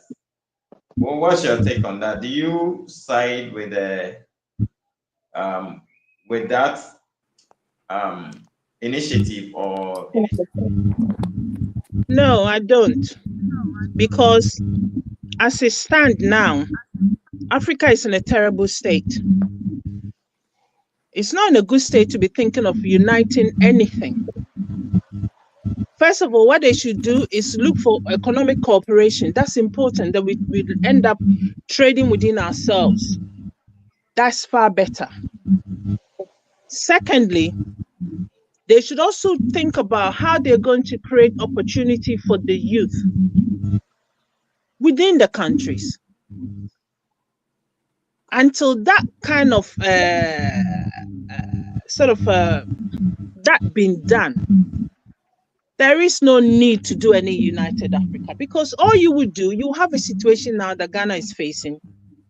Nigerians just moving themselves in there and telling you one Africa, no, not even one Africa, we are one. Listen, that statement, we are not neighbors with Nigerians. Nobody should ever say that. We are not neighbors. There are two countries between us and them. Our neighbors are Togo, Burkina, and Ivoria. They are the same people that we also share a lot of cultural and traditional and language with. We share with these countries, these three countries around us. We share culture. We share, first of all, we share language. Even families interweave between the borders. So they are our neighbors. They have the same kind of mentality as we have. They are very humane. We live with them peacefully for, I don't know, hundreds of years. Well, thousands of years. Right? We never had any problem. We get on each other's nerves, and that's it. But these people are two countries away from us. They come in, the attitude is they're entitled to do anything they want, and you, the person living in the country, have no right to say anything to them. These are not the kind of people we can live with. Our mentality is not like that. So this idea that, if you go to Rome, you do as the Romans do. If you think it doesn't fit you, move out, check out. Why should the people within the country that you have come to make change for you? Why should you come and dictate to them? Why should you think you have the right to come in and swim yourself? And they call it a hustle. What hustle? We all hustle. Everybody hustle. But you hustle with humility. You don't hustle with arrogance. You don't hustle with the attitude like I'm entitled to it, come what may, and I will take it. That is what brings about the criminality. That is the criminality mindset. When you're doing something and you do not attach humanity to it. So this idea that we are not neighbors with them, that should be cut off. We are not the same people. We should just accept that. There's nothing wrong with that. They're who they are. We are who we are. We are happy. We are people that take time to assess situation. We often give people the benefit of the doubt. We Ghanaians are like that. We give you the long rope and you pull and pull and pull, and it gets to a point that when you can't pull no more, that's when you see the real Ghanaian. And this is where we are heading. You cannot come to somebody's place and you telling them that I'm going to dictate to you. I mean, what kind of man? What man will put up with that? That is just plain common sense that you don't do that. I saw in between watching and doing something, I saw you play a very ignorant girl video. I saw it this morning. I was like, my heart was pounding. That's why. YouTubers inviting their people. Yes. You could tell the level of arrogance in that girl. She doesn't care. She come to Ghana. Nobody asked her to come and do any YouTube for Ghana. YouTube, you can do it in Nigeria easily. It's just getting cameras and sitting in front of internet. What is her purpose of being in Ghana? They're all moving to Ghana, you know. And then telling his people that they have the right. She's gonna tell them how to move to Ghana. What about Betina Obikrum? Says he is sitting on Kura wouldn't be Okrum. And so what drinks are we were right to say Obekancho Nipa, Obekancho Wungrum, Massa, one mumra, no Musumetina Kumo. I said to Obi.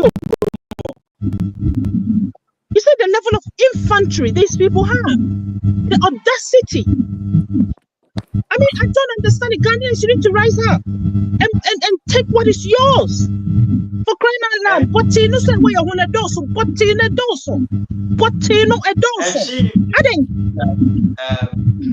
they are supposed to move in quickly before 2025. That's what she said there. Oh, until them said that bro, Mr. BB, them said that bro, Mr. BB. Because there should be change of government.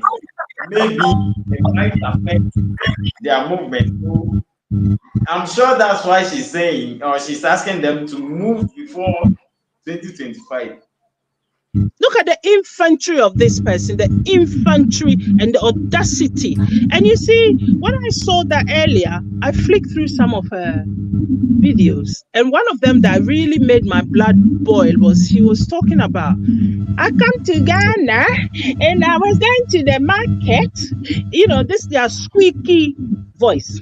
And I was going to the market and I was at the market and the people are speaking their language.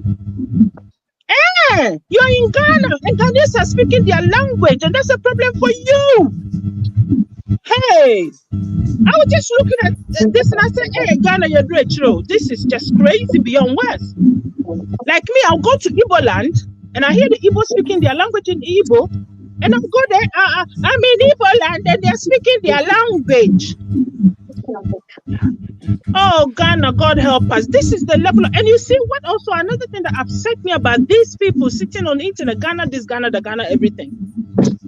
People will be watching it. They are very ignorant about Ghanaian society. They are very ignorant about the Ghanaian temperament. They are very ignorant about how we move, how we operate. They've just seen things. They walk around, see people, and they think they know the Ghanaian psyche enough. They know the ins and outs of Ghana to go and sit on the internet and talk about Ghana. I will never do that. I will never go to Nigeria or even sit in Ghana and then say, put a camera in my face and talk about Nigeria. I don't know. The little that I don't know anything about them. If I go and talk about it, I'll go and talk about criminality, because unfortunately many of the people that we have encountered in Ghana are doing criminal stuff, which may not be a true representation of the people. So these ignorant people are sitting on internet, Ghana today, Ghana tomorrow, Ghana every day, Ghana, Ghana, Ghana. And they are portraying an image of Ghana. They say, oh, they're talking about schools. Yeah, we have good schools. We also have some terrible schools. Yeah, we also have poverty in our country. Why do they talk about their country that is 40%? The United Nations said it's 40% living on poverty or below the poverty line, which is a problem. That is why they're trooping everywhere. And all this, they are so-called fantastically rich people do not put their money to invest in the country, to create jobs and opportunities for their youth, so they stay there. Why are they sitting on internet promoting Ghana when they could also be talking about their country, so people can go there, whether to think about investing in the country or push their government to do the right thing so their country will be safe? You talk about Ghana being safe, Ghana, and you come in and the first thing you do is criminality, bringing kidnapping, killing 3 girls. Up to now, we don't even know where the girls are. Those 3 Takrady girls, nobody knows where they are. Can you imagine if you're a parent of those girls? And all these girls did was somebody called them about a job and they were going to look for a job. Somebody called them with a promise of a job. And 3 young girls were taken. Nobody knows. Afiba, her friend, told her to follow her to Nigeria for whatever reason, I don't know, but you know young people. You know, maybe she thought it was an adventure. Nobody knows what's happened to Afiba. Nobody knows where she is. You know? Armed robbery every day. Yahoo! You said the other day that Ghana is flagging up as number 2. And you know why it's flagging us? It's come down now. I keep talking about the Ghana card I get attacked for. It's the Ghana card. Because if Ghana card is used effectively, it will even come down more. They will weed them out. Yeah. So at the end of the day, Ghanaians, we need to rise up. South Africans, they're doing what is right for their nation. When the country, anything happens in the country, they have nowhere else to go. If they go anywhere else, they're going to be refugees, and nobody wants to be a refugee. Our ancestors did not fight and die for that land, so we will sit there for others to come and push us out, and we go where to be a refugee. Where else are we going? Because the whole of West Africa now is occupied. There's no free land in West Africa. You can't go anywhere in West Africa now and think you have free land. If that land is occupied by some group or some tribe or anybody, it's occupied. So it's up to we Ghanaians to wise up and also do the right thing to protect the nation. That's it. Yeah. Okay. No. I don't know.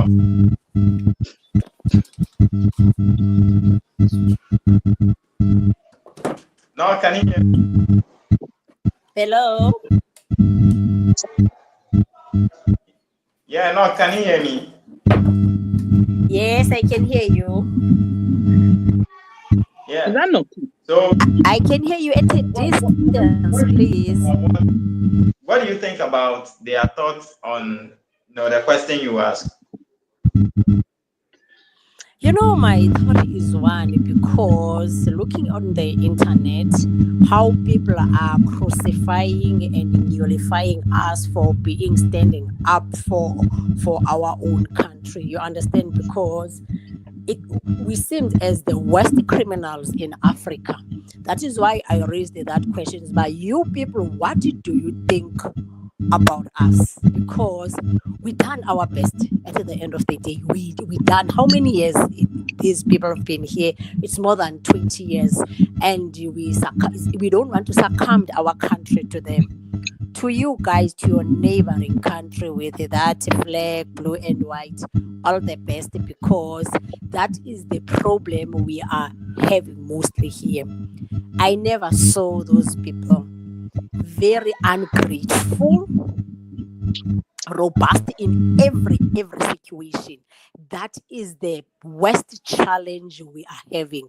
People that you cannot reprimand, arrogantism, ego, empty pride. Like I don't know. I don't know. A word to describe them is not yet been discovered. Like those people, I really don't know which planet that they are going to survive in, because looking at the whole world is pushing them away, and they don't sit down and ask themselves what is wrong with them. The only thing they are doing is to push the blame to other innocent people. That is the worst challenge. That is the worst. That is the first trash we wanted to wipe away, because we regard them as a trash. Because there is no way that we can move forward with them. We tried our level best. Talking of the girl or Argentina, it's not that some of them don't know what she did was totally wrong. Is it just that they want to be seen correct all the time? That is the love as South Africans we did for our African people. We went as far as betraying our own country in order to accommodate our African people. What we got at the end? Insult. Betrayal in all dimensions. Like with that girl, even if it's not today, in the future, they will pay, because they know the truth. And the saddest part, some of the Nigerians are fully aware that the child is not a Nigerian. That's why we said that they went as far as to discourage their own blood sister over a bastard. She is not. It's just an adopted child from the marriage of 2010. Hence, the child was already about 14 years. So we became so wrong when we stood up for the integrity of our country, saying no, this is wrong. But nevertheless, we are going to rise high. That is our promise. I'm on those shows. I'm working together with them, as I told you my status before. We are working together. You are going to see the results before the end of this year.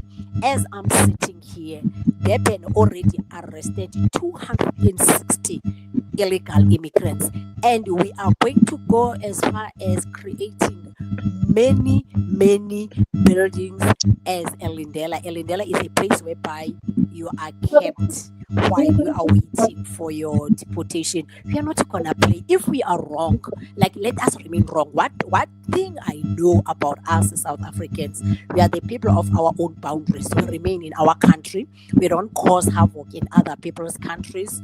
We love our country.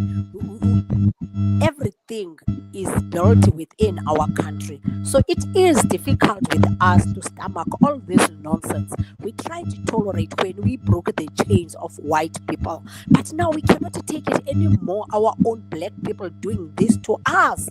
We cannot tolerate people vandalizing the dignity of our country. We are standing and saying enough is enough.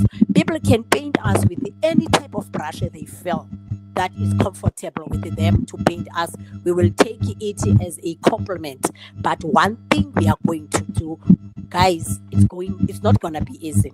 It's not. It's gonna be a journey that some of them will regret to be in this country, because we want to be very harsh. We want to be very serious. We want to make sure that we are standing up on our feet, because it is too much. We stomach a lot, but now we are unable to digest it anymore. We have to find ways of digesting it. After digesting it, we are going to deal with everything inside our country. Okay, so with regards to the issues you are facing with in the hands of foreign, some of the videos I saw, there are even, I think, not too long ago, like kids have started dying in South Africa. South African kids have started dying and all that out of food poisoning, and it's like when I did a little bit of researching, when I saw some videos, I was really shocked what was going on. Even sports food being sold to South African kids and all that. The other time we saw a foreign shop selling toilet water to South Africans. So I want us to please watch this video. Russell, there is it. Russell, you're going to eat it. Akere, that is what you are selling to the people. Eat it, Russell. Hey, Baba. Eat it. Not take it. You are going to eat it. Eat it, Russell. Pick it up. Eat your food. Eat it. No, you don't expect your own food. Pick it up. Eat it. You are not going. No, you are busy selling rotten food to our people. Russell, eat your rubbish. Yeah. Eat. Hey, Baba. Hey, Baba. Hey, Baba. Don't invite trouble for you. Don't invite trouble. Eat it, Russell. Eat your food. Eat your worms. Oh, here are your worms. Here. No, I see them. Here. I see the worms. Here. You say, eat it, Russell. I'm sorry for that. They ate it. Those ladies ate it. She ate it already. They ate that food. Eat it, Russell. She's sick now. Russell, you're going to eat it. Russell, this I food. told who said other shop Shamshuddin. I told him the other day the same thing. I don't care whether you are Muslim like me, but whatever it is, hey, Baba, I never robbed anyone, I never sold anyone this thing. Eat. Pick up, eat. Hey, no, you eat it, yeah.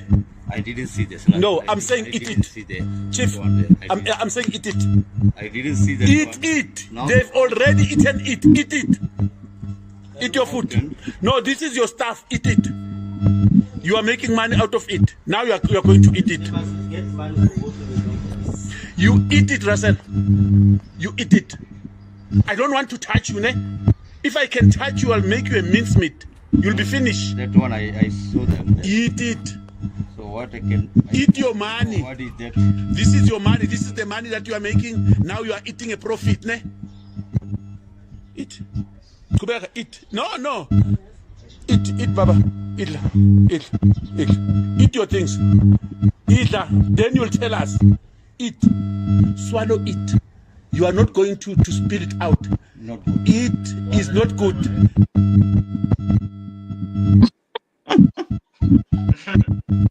Hey. So, what's going on in South Africa? Unfortunately, on my side, I'm not seeing clearly everything. But if maybe you can just state 2 incidents or scenarios on it, I will understand, because in a position to understand everything. You mean you didn't see the video? No, I think maybe is the screen of my phone is small or what. I'm not seeing anything on my side. There was, I think, an Indian who was caught in South Africa, and apparently it's like some kids went to buy a food from that guy, and 16 of them died out of eating the food he's selling. So he was captured and told to eat his own food he's selling to the South African kids, which have killed 16 of them, and he was refusing to eat the food. And it was like the food was spoiled, rotten, and it had even worms and all that in it, and yet he was selling it to the kids. Like with that, I would love people to see what we are facing right here. When we are saying that we are betrayed, we mean such a thing. Imagine people coming to your own country and doing that thing, and the same people are fighting to continue trading in our communities. Are they trying us to kill them or what? Because now we are getting tired. We are sharpening our spears, to be fair and honest. We don't know they wanted to compete with us for what. We told them, but no, we gave you a chance to do this, and you use your own hands to damage the opportunity you was given. No foreign is going to run such business in South Africa, we swear. We swear on the grave of our forefathers. None. If it is like that, we will recall the incidents when we were called xenophobic, because that time none knew what we were going through. But with the world, that sin that we are organizing a march to the human rights officers to give them our petition stating that you saw what is happening. As you are human right, you are forever fighting for them. What about Allah? Yazi, is this okala? It's gonna be something that I cannot explain, but I imagine. You understand? Because we are tired. Like we cannot stomach it anymore. Like, and those people, what we find out, they are having a warehouse. You understand that they are collecting every trash from their own country. Saying a trash meaning that all the expired goods are transported to our country. Is the Ubuntu, the spirit of Ubuntu. When we talk of Ubuntu, we talk of harmony. Our harmonious hearts are killing us today. We are where we are here because of Ubuntu. We are trying now to kill that spirit of Ubuntu. We are going to be beasts. We are going to be beasts. And anyone double crossing us, I don't know how to explain this. We are sitting at a gunpowder in our own hearts, looking at the extent of damage. What legacy are we leaving for our generation as working class people? Where our taxes are going? If every day we are taxed, but our country is going to zero while we are still alive, we don't want our country to reach the stage like in Israel, whereby the Israelites came as a refugees in Palestine. Today, Palestinians are the one who are begging water.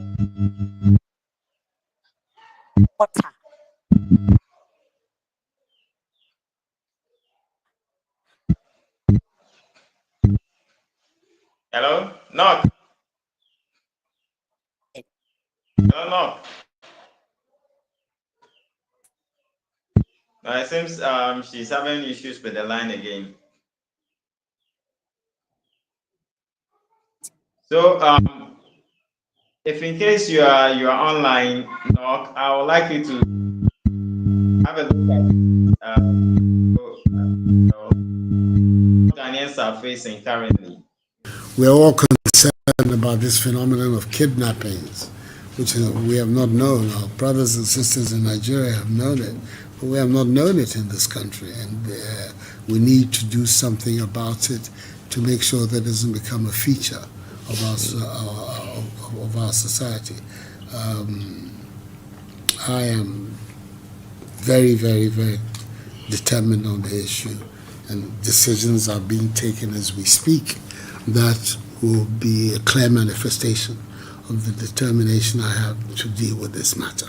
The president's comments come after several reported cases of kidnapping in the country in the last few months. The police in the last few days have rescued the head of mission of Estonia in Ghana and an Indian businessman who were kidnapped in Accra and Kumasi respectively. 3 teenage girls who were kidnapped in Takoradi in the western region in 2018 have still not been found, despite the ringleader of the group that kidnapped the girls being arrested and put behind bars. Statistics have also revealed that there were 64 kidnapping cases in 2018, 23 of which were true kidnapping cases and 28 of which were abductions. This figure is expected to shoot up in 2019 with over 60 reported cases so far. Most suspects arrested for various kidnapping cases in the country have been Nigerians, which has heightened apprehension towards the nationals from the fellow West African state.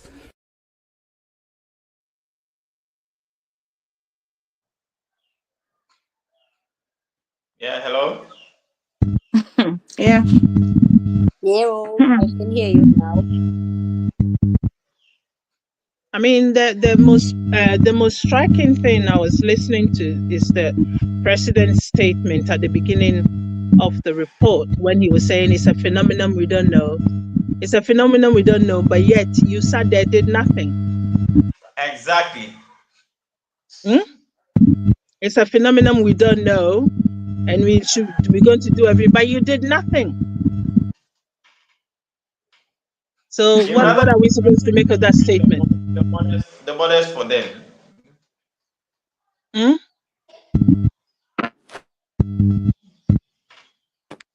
What are we supposed to make of that? I think at the time they did do something.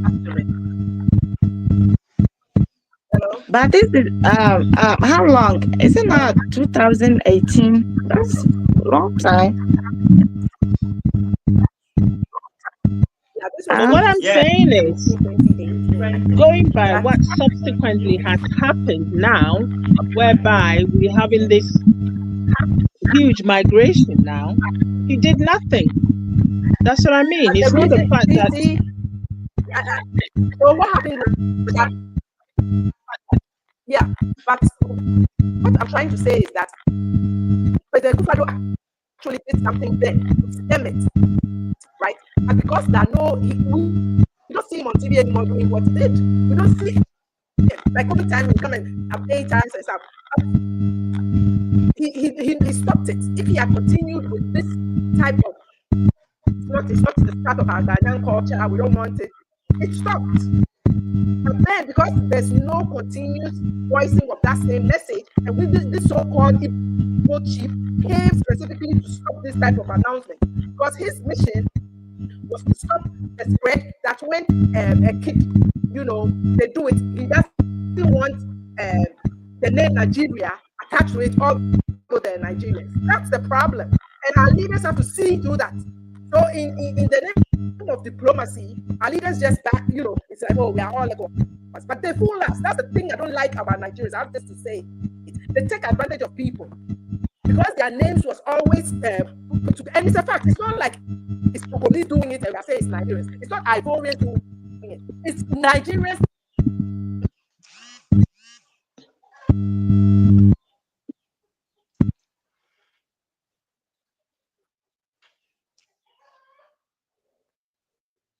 The line is very bad today, isn't it? Very, very bad. Yeah, Angela, please take the floor. Excuse me? Yeah, I thought you wanted to comment on that video. No, I was asking how long this isn't that like 2018? I don't remember. Yeah, 2019. But these were even the warning signs. You know, that one would think, you know, they were supposed to even learn something from. But I think because I thought Nana Akufo-Addo was serious about it, and up till now, we haven't seen anything. Nothing shows that he's working on it, and then the border is open for them to come in, and now they are coming in numbers. They are coming with their children, their grandchildren, and because of the because of the free education, they are coming there and enjoy our free education, our benefit. I mean, I'm talking about health insurance and all that, and they are coming in, and they are coming in with this attitude. So how can we accommodate them? That is the question. So the reason why I ask how long is that the citizens of Ghana right now, when we get up, we don't care about the leaders. We don't care about the president. We don't care about anybody in that country because we are going to fight for our country. We have given them the benefit of the doubt for a long time. We thought our leaders could have done something, and still, it seems like they don't care. It seems like they don't care. But that kidnapped person, or they should go and kidnap president children, ministers' children, and then let's see what will happen in that country, because they're careless. They don't care. So we have to get up and fight them. We have to get up and ask them to leave our country, either they like it or not. And this is nonsense. This is nonsense. It doesn't make sense to us. How can you go to somebody's country and then instead of you to find something better to do for yourself, you have decided to kill people, kidnapping people? It is a matter of time. The time that we have arranged for them, it's on the way coming, because we can't sit down for them. You know, what I don't understand our leaders is that these people had a meeting. They were trying to, or they were discussing about how they could do to destroy Ghana, because they don't understand why Ghana is, flourishing and their country is damaging, or is damaged. So all these things came out, and still the border is open for them. And the other time, this woman, what's her name? Ella came out and said, oh, this killing, some of them it's like 5 years ago. Some of them is like 4 years ago. And recently we don't see them often. And then I wrote to her, I said, you are very, very stupid woman I ever seen in my life. So if you have a child and the child, died for 4 years, 5 years, you can't remember that child anymore, right? So it's been like 4 years, 5 years. So what do you want us to do? What are you trying to tell Ghanaians? Do you think we are going to sit down for you to, fool yourselves in our country, right? Do you think Ghanaians can go to Nigeria and do what you guys are doing in Ghana? We have, opened our arms. We have embraced you. We have given you, a good place to stay. And still, you envy Ghanaians. You still want to do something bad to us. So we are getting prepared.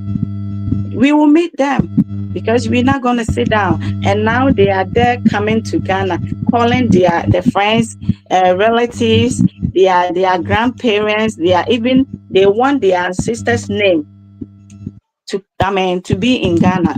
We will see. We will see. Because this is stupid things going on and our leaders are, kept mute. It's very, very terrible. Very, very horrific, So we have to do something about this immediately because we can't wait anymore. It's enough. Enough is enough. Yeah. Hello, Raj. Yeah. Hello, Raj. Yeah. What do you have to say about it? Hello, Raj. Yeah, I can. Hello. Yeah, you are talking about borderless country, right? No.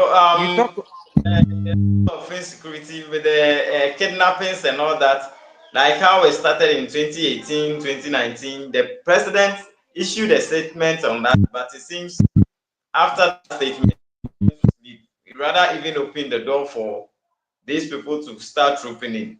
And now they are even about to sign borderless West Africa agreement, and I wonder how Ghana is going to be when they finally sign those documents.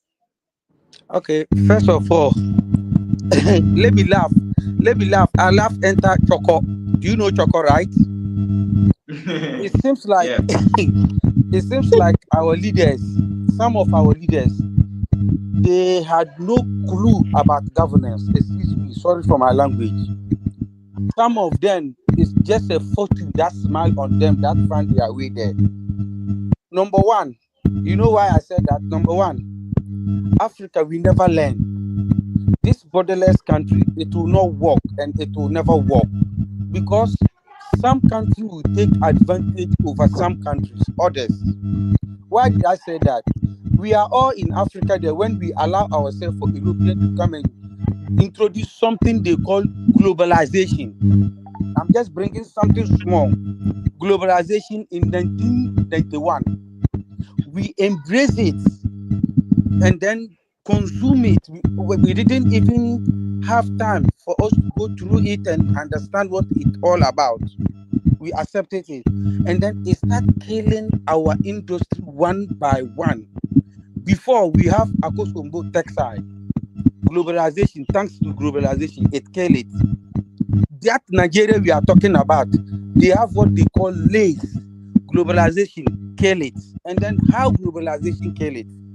European came to us and said that we should open our markets for them and then exchange of goods. Now, someone in Philadelphia will sit down in Philadelphia and determine the taxi price in your own Accra neighborhood by boat or whatever you call it. He never been to Accra. He will determine the price that you have to charge.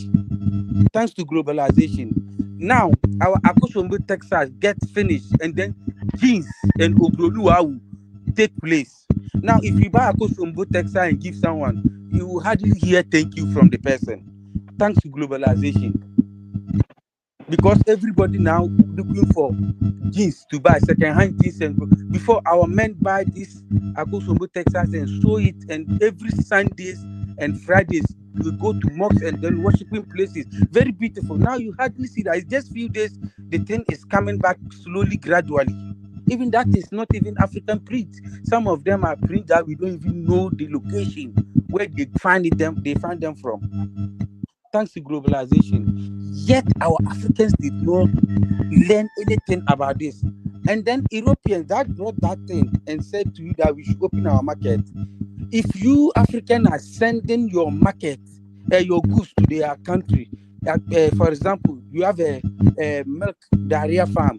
They would like to see when the goat or cow was born, which veterinary doctor take care of it. How did you get the milk from it? How did you know? It doesn't. That is the same thing they want to implement in Africa, especially West Africa. Some big market. We all know that Nigeria is a big market, and then you are opening your borderless country. Number one, they will export criminals to you. Number two, they will export what we call fake goods to you. Number three, your currency is even at risk. They will export fake currency to you. Lastly, but the least, they will export what we call it extremisms to you. So that one, it will never work since our security systems are weak across the West Africa. They should not even think of that, talk less of even implementing it. You get my point, right? Yeah, with regards to the extremists you are talking about, I even learned now they have a new, set of. Nigeria, they call them, but I don't know Badurua, whatever they call them. Nigeria is the headquarter of criminals. That's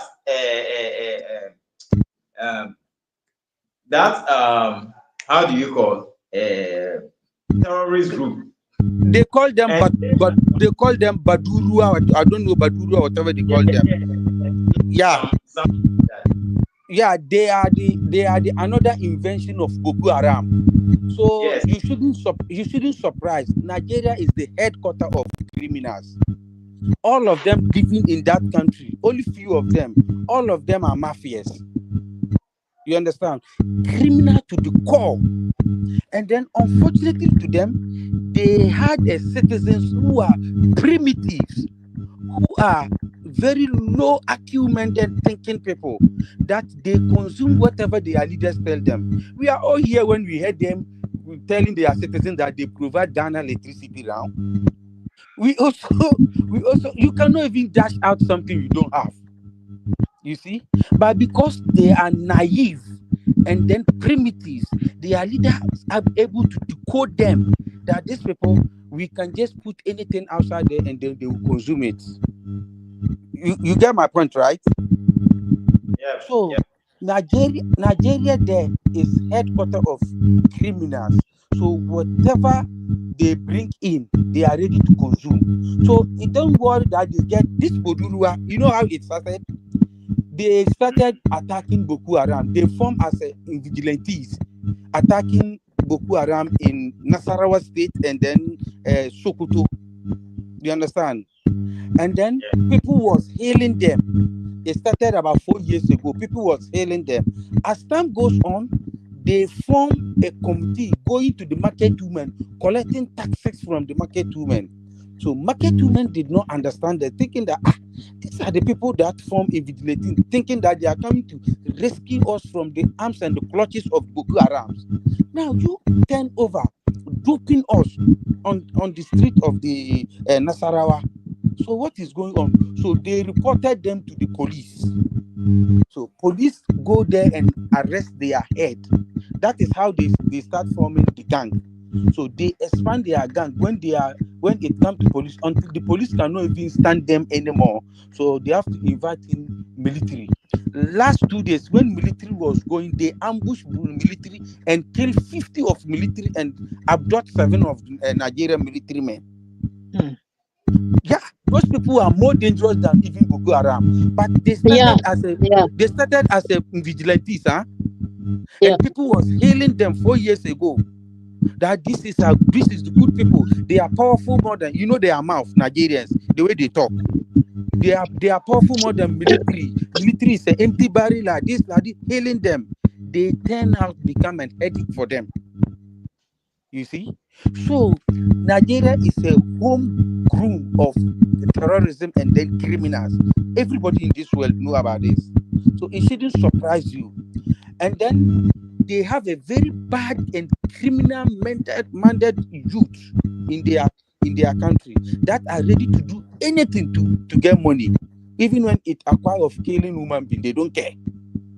That's why they are and then they are out of job. They don't have they are jobless. So they are very easy to confuse and recruit them into the extremisms. So you shouldn't surprise that they want to export that to other neighboring African countries. But my problem and headache is Ghana, because our leaders seems to have no clue what is going on. I bet you. Because President, I saw the video you just posted now. President just make a submission that it is a new to us and this and that. And but yet they are sitting down quietly, seeing what is going on. They cannot talk anything. This ECOWAS issue, is it do and die affair? If it is not working for us, let us get out from it. You see? Besides that, this ECOWAS, we didn't benefit anything from it, apart from seeing series of coup d'etat, and then those doing coup d'etat, it's like they are on the good side even. You see? So if it is not working for them or for all of us, we should exit from it. Then they in say they yanka ECOWAS, because these people are very dangerous, and we cannot live with them. Let me tell you one small story. My mom, what Nigerians did to my mom in Ghana there, Oyarifa. We live in Oyarifa. My mom have a small shop selling small things. This is a Nigerian that entered in Ghana. We don't know how he get to that area. He used to come to my mom, Mama, please, can you give me this? I don't have money. If I have money, I'll come and pay. He keep on creating, and my mom keep on calling me and then complaining to me. I say, hey, I don't care. It's you and your thing. I don't care. Don't complain. You don't know this person. Why you keep on crediting him?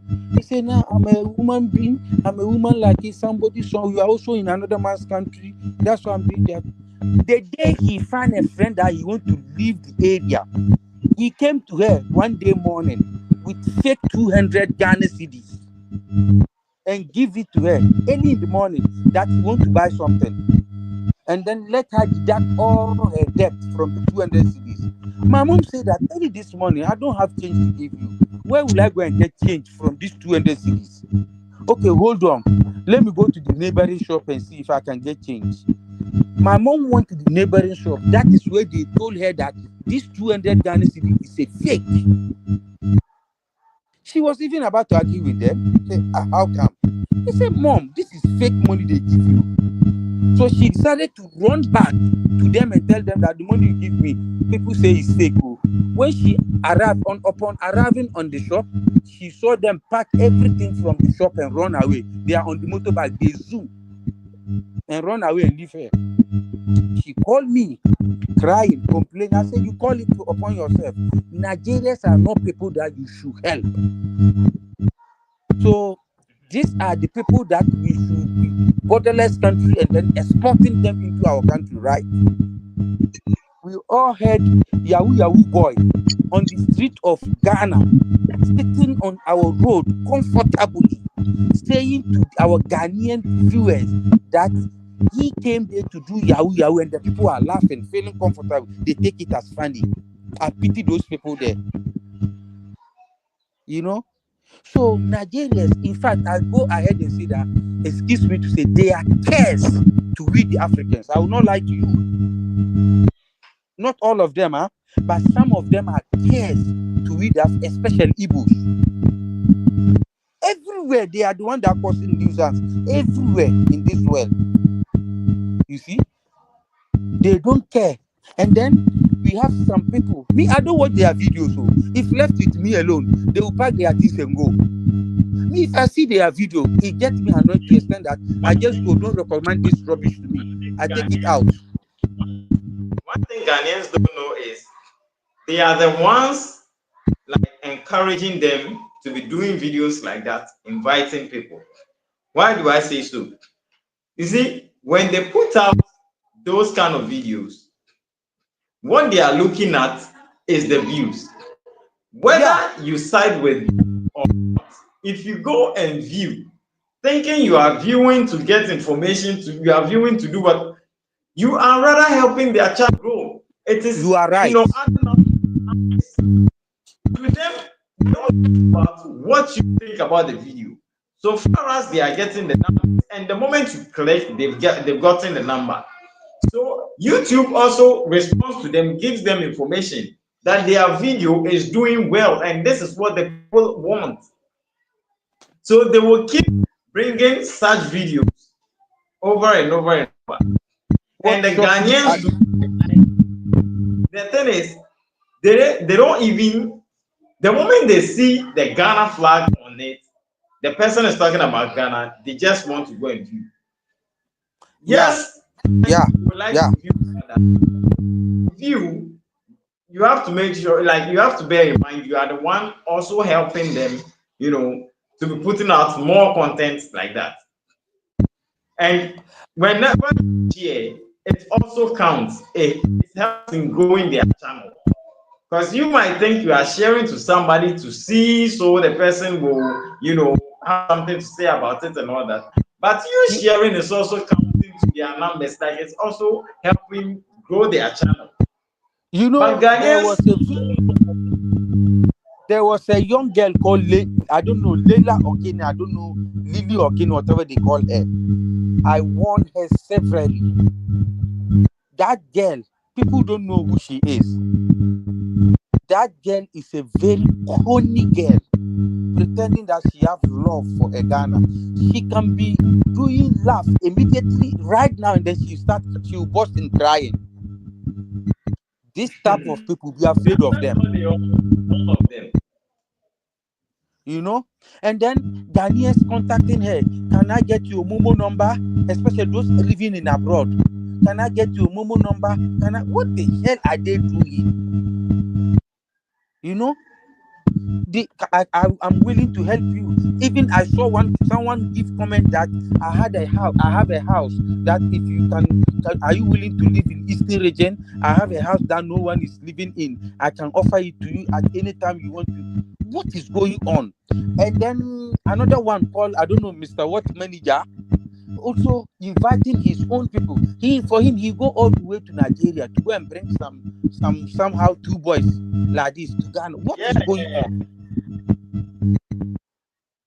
What is going on? They say they are twins, they are mercenaries, and then they want to come to Ghana like this. He went there and bring them in. As what? As what capacity? As immigration or police officer, or I don't know. Why? And then Ghanaians are there healing him. Hey, Mr. Mendy, may God bless you for you bringing these people. I'm ready to offer them job. They say they are mercenaries. There's a Ghanaians who are mercenaries also looking for job. Ghana for the Jimmy. Missy ye Jimmy, Missy ye Jimmy. Doing one. No imagine how bombing Jimmy.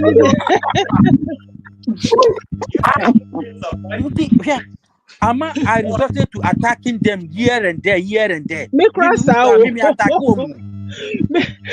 me smash and say attack me who be no ka just say Jimmy Taba. You see? I do what you call them kwalonto for. Yeah, America hanumu Nigeria ni ye bibu. We need them can make catch them the and it's an Igbo guy. They live on the shadow of Ghanaians, and they like to feed on the anxiety of Ghanaians. That's how they do. I want to be for more how I say Ghanaians because they know that some of us are very timid, and then we somehow more pro, so they take us as granted. So-called whatever they call Igbo kid. He went to their own Nigeria there, Benin, I don't know, Benin State. Igbos, they went there to form their own kinship there. They forced them to apologize in broad daylight and asked them to leave the state. In the same Nigeria, Omo kwa akɔte Igbo king ɛwɔ hɔ nom benefoɔ no ɛma ɔmo paatwa ɔmo yɛ pam ɔmo fi hɔ nom ewie kete. Yeah, Lady B, a video be okay. Or see before person no, they wanted to create their kingdoms. Yeah, pamomo. Why are they going to like that? Why Ghana? And then I take time to study them and go and research about them. Do you know that they don't even have king in Igbo land because they don't bow down to any woman being? No. There you pay money. You pay money. If you're rich, then you become like I don't know, king or you earn a title. You pay money and earn a title. Yeah. So, yeah. I don't know wherever he acquired his 50,000, 50 acres of whatever he acquired. Who gave him that land? Who authorized him? That king, that gamanche, why? Who gazetted this man? You see? Only Nama. Oh, yes, sub chiefs. You know? So we have to put our feet on the ground. Me, I'm ready, damn ready to stand up on my feet and stand up with Ghanaians, whoever and whatever they are ready to do. Me, I will not lie to you because they are disgust. I don't want to see them. I will not lie to you. I don't have interest to them, but their character. So they go around saying that they help South Africans to gain independence. We give South Africans 60 billion. In 1960s, do you have 60 billion to offer someone? Did they even have that kind of money themselves? Can you imagine this lie? You see? We don't have enough time. I should have gone in how Ghana helped these hypocrites, this ungreat to gain their independence. Kwame Nkrumah hoping that when they went to Casablanca, when they went to 1960, when they went to what do you call it, Casablanca, they was divided into two, Morovia group and Casablanca group. Kwame Nkrumah looking for number, go and stand in for them when British refused to negotiate with them, hoping that if they gain independence, they will come and join Morovia group. Casablanca group, so that we get number and unite the Africa. Even it was out of our own good self. So what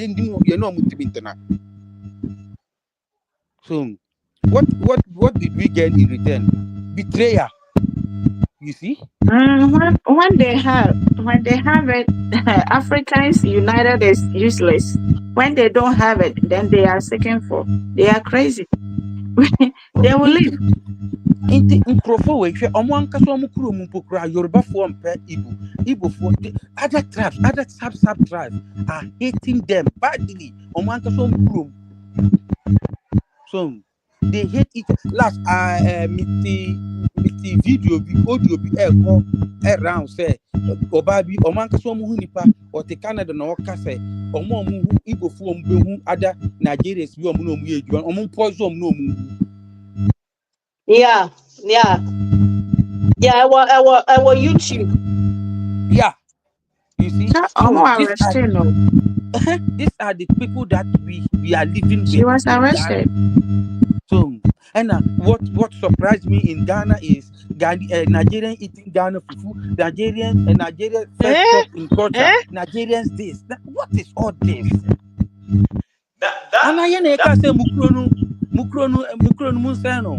It is a karma that catch up with them. Since Omupamu Ghana Fofi Omu peace that in there, and it will continue like that.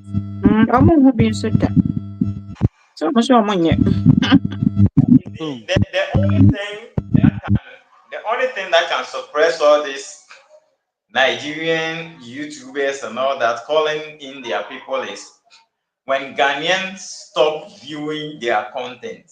That's just. You see, the point is sometimes it's not that you intentionally want to. Me, sometimes when I see the title, I just want to know what are they talking about. And I know, I mean, before I wasn't watching it, but recently I must admit I watched a few.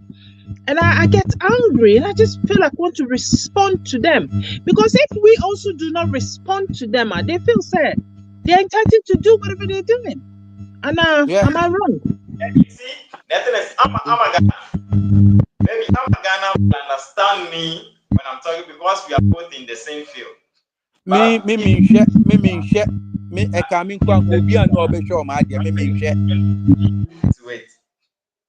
When you watch, whether you are angry or happy, YouTube counts it as a plus for the Yeah, I do know that. But you see, I don't know, maybe I'm taking a different, maybe my Do not, thinking is wrong. sister, do not watch it. Just go to, there is a 3 dots. If you see their video, there is a 3 dot on top of that this thing. Go there, they'll say don't recommend this thing to me. Clear it off. Yeah. I'm a Ghana. I'm a Ghana. Am I still having issues? Eh? Oh, I wanted a video. Hey, Rush here. But you are really like actually helping. I wish maybe like I don't know, it wouldn't be advisable for you to share. Look, let me tell you something. Rush. Give the recommendation. The more you watch, whether angry or not, you are in a way pushing the video. You are in a way giving that video recognition. YouTube gives the YouTuber the information that this video, like YouTube doesn't care about your emotions. So this video it's true. YouTube doesn't care about your emotions. This is what Ghanaians are watching. Meaning Ghanaians like this kind of content you are doing. So keep doing it. That's what YouTube tells you. So to them, you coming to type whatever, you coming to view and feeling all angry and all that. They don't see that. They don't even they will read your comments. Rush, I think our ministers, communication ministers, and then Minister of Networking are disappointing Ghana woefully. Let me tell you, there is a country, it's not a country even, called Puerto Rican, very close to America. The Mexican troop in like that, making all kind of video. They went to their parliament because those people are partially part of the United States, but not completely. They went to parliament and passed a law at the middle of the night that every YouTuber must pay tax. That is how they get their peace of mind, though. Oh yeah, Ghana is trying to implement something like that. Yeah, and then Ghana have right to block any YouTuber in Ghana's space. Yes, that's the have thing. right to block it. Yeah, that is very true. But there's nobody's doing anything. You see? So Eslo Usu going around saying network and whatever communication, whatever star she want to bring, she should channel her energy into these YouTubers, because I saw one of the girl who went to, I don't know how she get access to the State House in front of there making video, and then securities standing there watching her. I said, what? Can you go to Nigeria in their Asorok or whatever they call their State House to go and make video like that? And this one of my concern is there's some of them in our villages. They take their motorbike and they'll be driving around. Look at this. Look at what Ghana is doing. Every village have a light. Every village have a light. So it means that he's just promoting those places for their people to come. So why is this not being There is blocked? some places are even security zone, national security zone. So we have to be conscious of whom we allow to go and film around. Like the way you are talking, villages like this. We all know that villagers are very, very naive and timid. They see something like that, they will feel happy that they want to come on television, or they don't know that it's hungry YouTuber. You see? Then kidnappers somewhere also are laying down their plans. You see? So we need to get rid of these people. We pass a law that will force them to pack their things and go. You cannot send them packing. Then they will go and say that Ghana pursue them away, that Ghana pay back. No. You pass a law that will send them away. Nobody will tell you to go. You pack your things and go. And then I blame our landlord who keep on renting houses to them. Look, I saw one video. They say Nigerians, they kidnap a king in I don't know Gumwa, a king daughter. When they find her, she's somehow half mental. You see, they are more than 10. And then when police went there, they have a ghost to pull a gun. I heard that story. Yeah. What is all this? No, you see what happened on there. First of all, the king, the chief himself and his boys went there, and they chased them away with guns. So they went to Kaso police station, and the Kaso police followed them, accompanied them there. They chased the Kaso police station from the household with guns. They have to go to Accra to get reinforcement. And I'm sure the house will still be sitting there, and they are still in there. And what did the chief do? Clear them out of there. Kick them out. It's beyond me. I don't know what we've been thinking. So you ask yourself,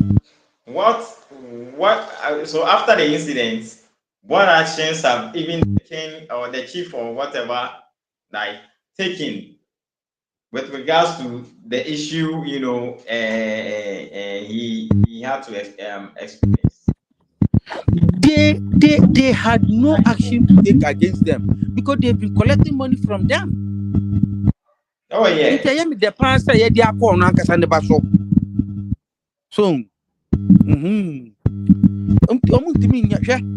baby, I'm if your friend said Medina, your friend Majono, meaning Nigeria DB and a bush here. I don't know how he get the house, whether he owned the house or someone rented for them. There are more than 15 of them living in that house. Until last, let me complaining me boy now live on say uncle for the police for umbra. Because it's against our laws. My boy knows so Osuro. I don't know who give them access to that place, whether they bought it, whether it belongs to them or what. I don't know. Yet not one may a man Nigeria for Omaba or more to talk to strategically, no more to talk to Japadia. So there was a day, Lily organic, obey a video be Nancy ya say Ghana for say who acquires your friend property, you are entitled for citizenship. What? Logically. No, there's no such. First of all, sorry, brother, for me cutting in, you have to have the citizenship to allow you to get there. It's not that the other way around. Okay. No, the thing is that let me come in here. She not or yeah, you too. A video be ana you be more America for na ye more citizenship and I know your interview back. And I know all can say, oh, okay, so who talk property swap or utminya citizenship according to my meno. Emizo nipan interviews or obey dinos or no any dear no or be so person yebia obey dina my many canas auntie no react to what you say no cassette. Any asadi and crop when you benya be brave. But this kind of thing, it's all misinformation. It's so misinformation. You know. Inti akoya say, inti no react to say, hey, any na sana tie de any na crop no so any ombenya because omo de ye can say yahoo ni say, you know, because ono ni neighbor wo ni adwuma o ye ko no nya adwuma papa bi no ye. And so when you're within a blink of an eye, the neighbor no has been able to acquire a posh car. And in a Murphy school, no ne Mako, and the more expensive school. And my neighbor na koto a dime another place. Listen, Sean said, and then I make us a gun and them run your Jumano. Who approach memo so when you seek fraudulently? Who bet me to we are seeing a beji free winsome. And the correct. So to the American. And make us a marana young fanya Juma wa Africa teacher Sagana when you queen. So and one rest of we Juma pa and I would toya ye beji be every to a yeah. And and your police also, and a Ghana police is a friendly. Miko who cause CB so the flowers or your police in any or to phone so I'm not by who the flowers. What the then flowers you boo Ghana. You cannot go to forest and then plug one for yourself. You know that. Flowers here then. Eh? The Nigerian, right? In Nigerian, say Ghana police is a very friendly, and I walk to phone all the flowers, man, and also the flowers. Oh my God! Then When you say a Ghanaian did something similar to that, it was the exact same thing, and the Ghanaian was arrested. Sir? The Ghanaian was arrested. He was also a skit make this skit near the TikToker. Mm-hmm. There was somewhere around say Kaswa or Sedin. In the same way away here, when the two police girls, but we're not two police girls, yeah. Yeah. The American, it was just one police lady standing there near the Ghanaian in all the flowers, man, and police. You see, this is why I say all these YouTubers, no, they are fake and fraud. They are doing this to give information to their people to come in and abuse our system. Simple as that. That's true. The police didn't take the flowers, sacked the guy, and the guy went away. But for the Nigerian TikToker, after giving the police lady the flower, he also added money. He now trying but to isn't that bribery? This is what Rashi is trying to say. Just allow him to land. This is what he's trying to say. Then imagine the kind of perception people will have on the Ghana police. But lucky enough, the girl didn't take the money.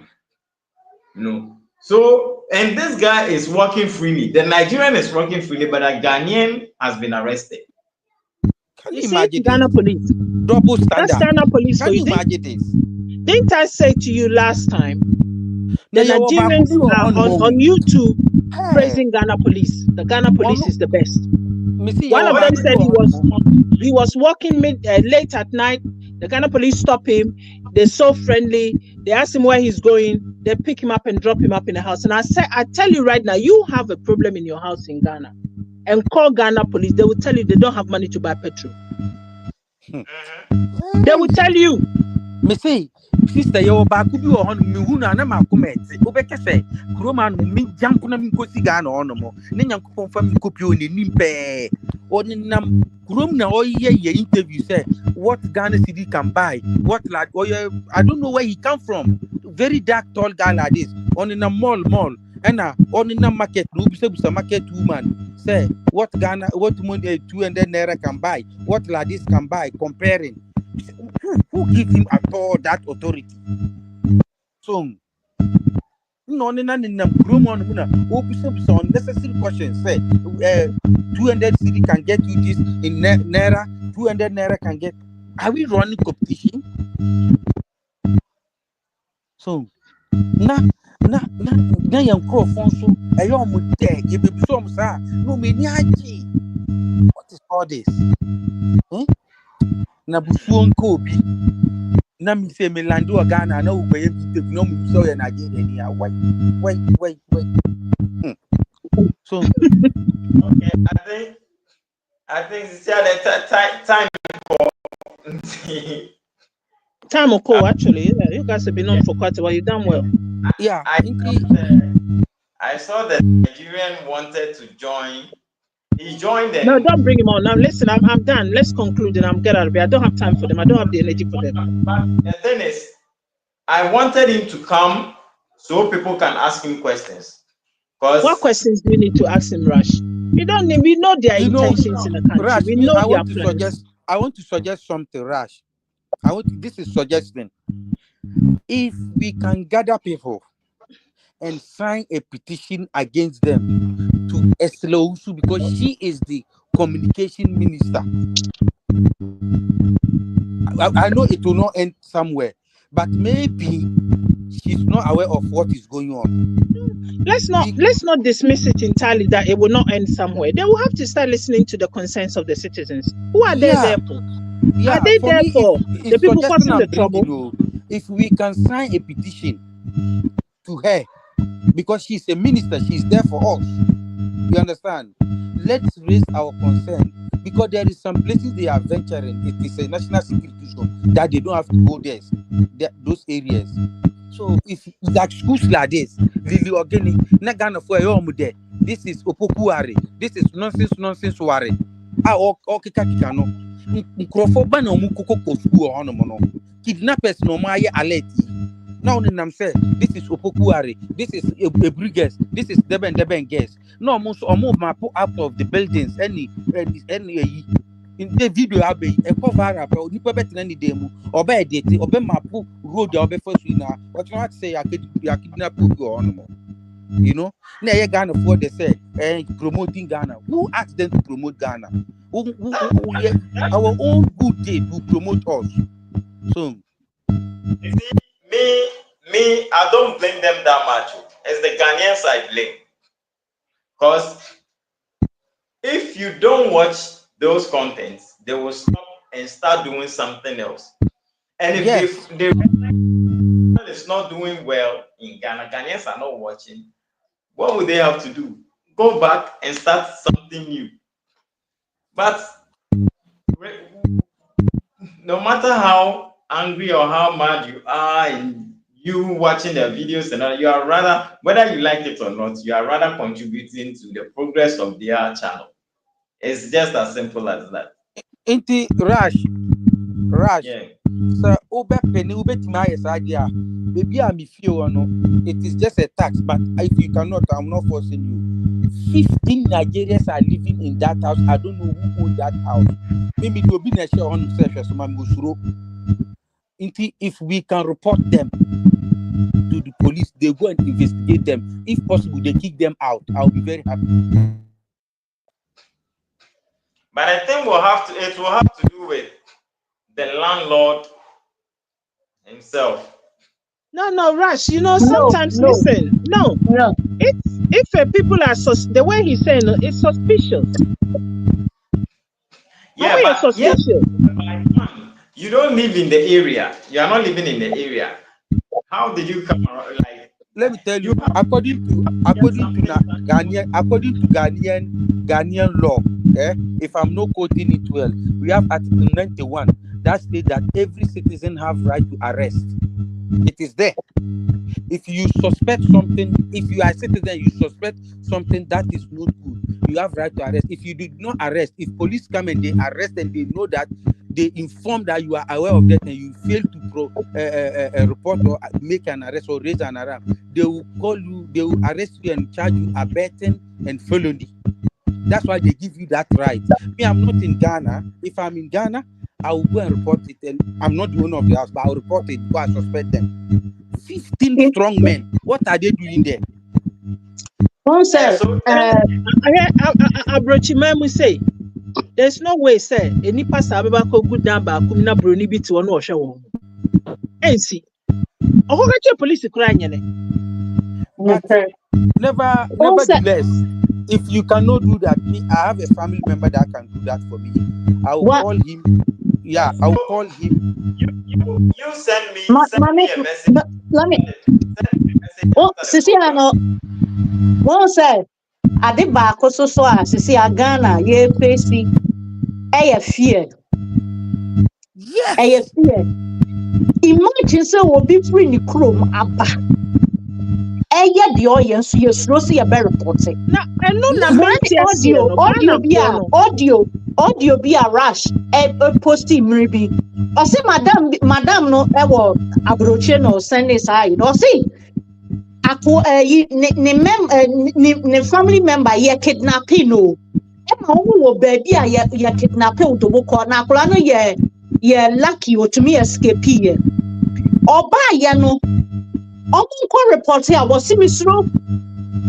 Rush, who guys are on Ghana? No more patches. Excuse me to say, you remember Rush. And remember, Sao Cromwana. I even And spoke mema to what's her. our jomo? Mbemo. It They is did just yeah. right people. I think remember na kogua ayi abrochire. So omo mukuku ade no mukwa abrocho omo makani won nyina omo hye kaba. Omo ne nyina hye kaba. And mema na mukuku ade no omo gu abrocho omo maka onyo omo ne nyina omo ne mani nyina hye kaba wo okromo. Rush, be few why. Rush. And Bema no trust me, if they were here, they would still be behaving the same way. Oh, but nevertheless, even me from here to January or February, I'll get there. I'll arrest them. Seriously, I'll arrest them. Whether the house belongs, because it is just 2 bedrooms, but they are 15 in number. I'm gonna cover the beer. So, what have they also done whenever they come back? It's the same thing. To be honest, one more son, no more ba. Omo ni adaje. O woni 4 weeks, 3 weeks be o woni ni o ma say enti kiki sa no mo asa o machi. Oh. So na omo bibi kura no mo ka mo mema mo gu mo nka hwe ya. Omo nko adi pa ko no nko so njira ho no nye de. But see they are Ghana they are here facing your fear because obi from maba. Now you to me or no na nke be take charge. Anything make us say and you start ankrofo we ye dino say almost started sa kidnapping takrade dia no e ye din anka beba be ye bibi e beba betena ye so but see no they are here facing your fear. So we was here taking charge, you know. Imagine just nipa ya what in the fear way.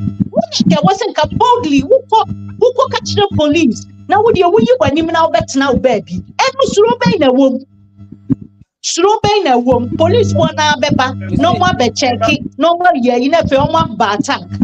Engine can wake up Rush maminka semba wo share your program you know say e bebre omo share esuro kakra program kiti a wo ye woni ama wo say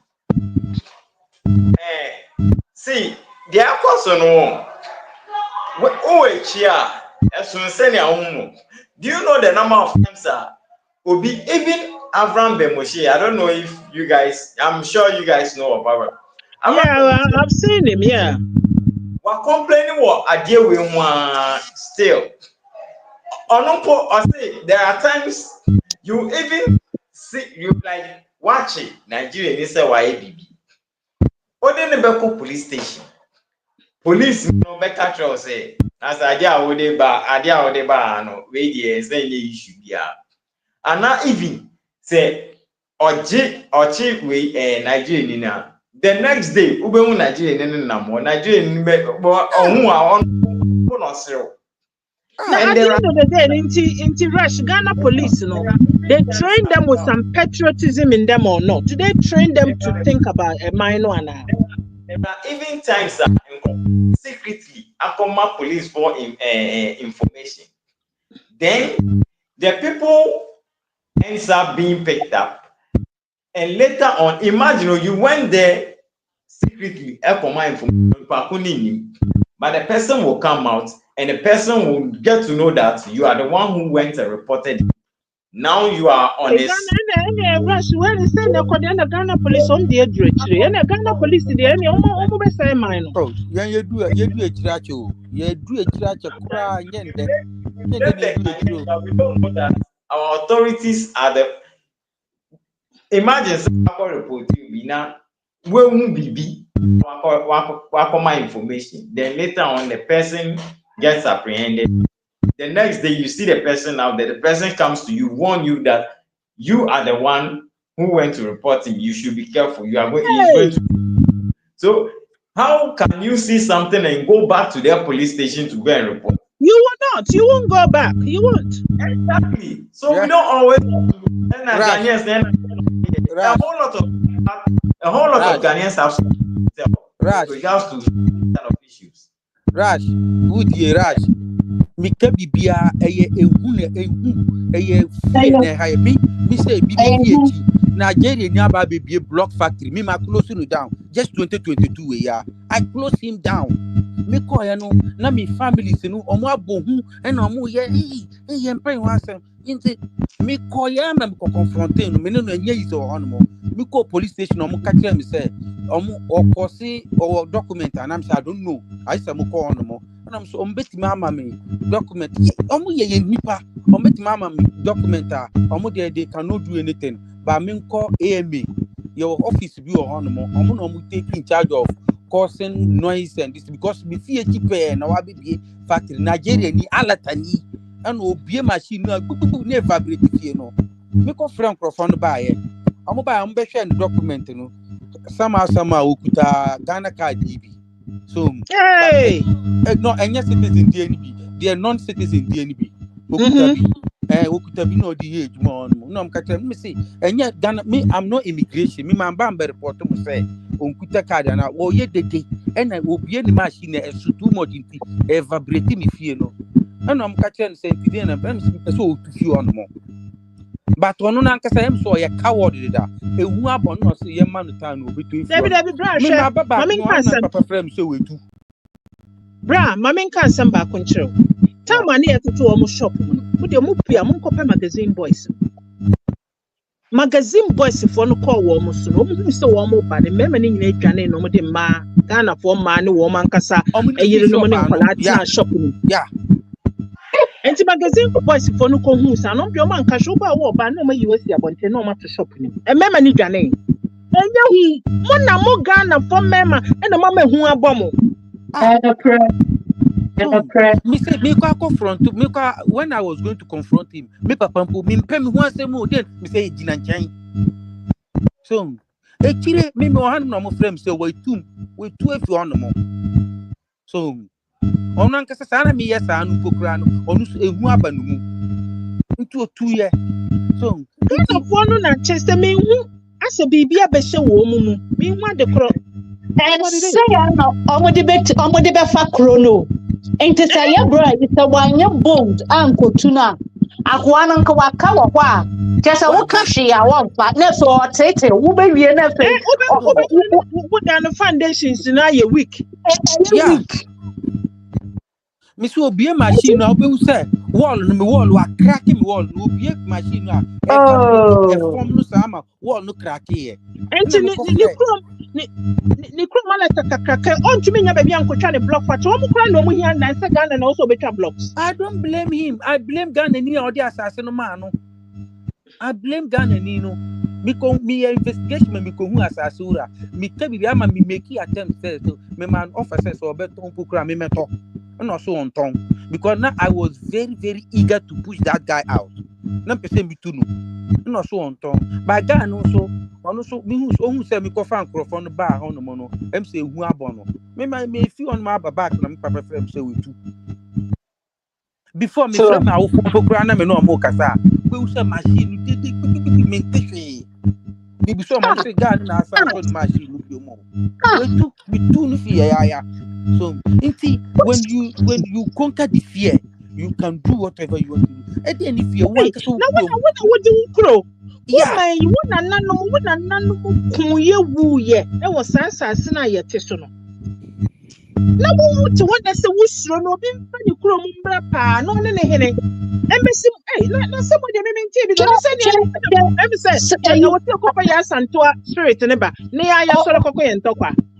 According to audio na nipa ne send bra rush he say senka nipa ye bold in okoya ka ometumi rescue nkrofo bebre because na oni amanfo na e wo ho e no no nya akwan tumi pie ye e no ho ni omo sisi a omo yi ababia omo dia ye adwuma je so omo ko kidnap amanfo a na omo dia ba ho a wo se eye Nigeria fo me grow up some any na experience nyanko ka wasam na explain it omo na chira baby o se da bi misro enti sisi a omo susu na omo aka na susu suro omo ntumi nko ani ena brofo ne guso omo operate e wa Russia so yeah before who come mikro ma baby achim ufko achim da unhu Nigeria ni bia ho se Nigeria fu afa achim da me call last 2 years ya o ma achim da ina na omo ni ye market women na omo pro okro no Our market. Yeah, but you have a shops. Say nothing na Ibo king. What's it? A hino baby ano. No the information in my chrome for no mobile. Some was I was so good. the information ma no but no facilitate no money come market. Your market also any person and your journalists they are not helping the issue. Me we don't get back what the show your royal majesty, your whatever majesty. What about majesty about this man? Eh? And no bro, let's end it here. Let's draw the case. Because even the media is scared to talk about these issues. Have you not noticed? No. He said they're not brother Cassis. I say your royal majesty. Mr. Journalist from Ghana, excuse me, 99.9% Jimmy anyway. 99.9%. And yes, excuse me, who could excuse me going far? Yes, excuse me, Jimmy from let's call it spade a spade. Mbele. Mr. Amos, yeah, can't no, say, say your slow na yen can wo trim because you can't bro for no mutia. And my more morale, oh, okay, saying crop for no slow yen. Yeah. So, into see a sana. Oh, I know the Omahu. So called booking 1 minute. Yeah, near can or honor tree, not to this any rush, say, even a journalist, now or cacan one, also what kind of bropo, and the almost are more moon, no dear chileno, no more who so, oh, okay, your weak points near. And the no son, and near canny tree, send your moon, no jaya dear, quiet one. But yam bema buna yo according to no ya organize here one mean person me debate to jam person make bro yeah Janisa okay nim dey fa so yo Janisa serious inti nim dey fa so inti we na fecha odi and we na ye e twa to odi ya kura undi biom ya nim dey be tie man twa so papa na nka se wo se mo Unification room onko ni boland or say or display or display the culture or promoting the culture. Young Ghanaians, your culture crying promoting you. Every African cherishing the culture.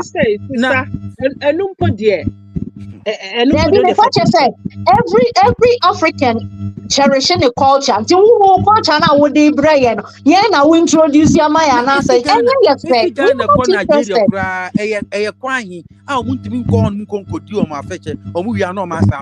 exactly. Sana Mekan say Ghana travel at 45 minutes plane the Dubai through Nigeria from Ghana. And then I brought you me metiasia because I brought for no omu your culture auntie. So when on a bay Sabrocha na China baby say a quite no what. Now ain't you know I know the metiasia wo. Now what Nigeria has here. Now what the audacity Mr. Obedron say or no invite one the man is our authority no.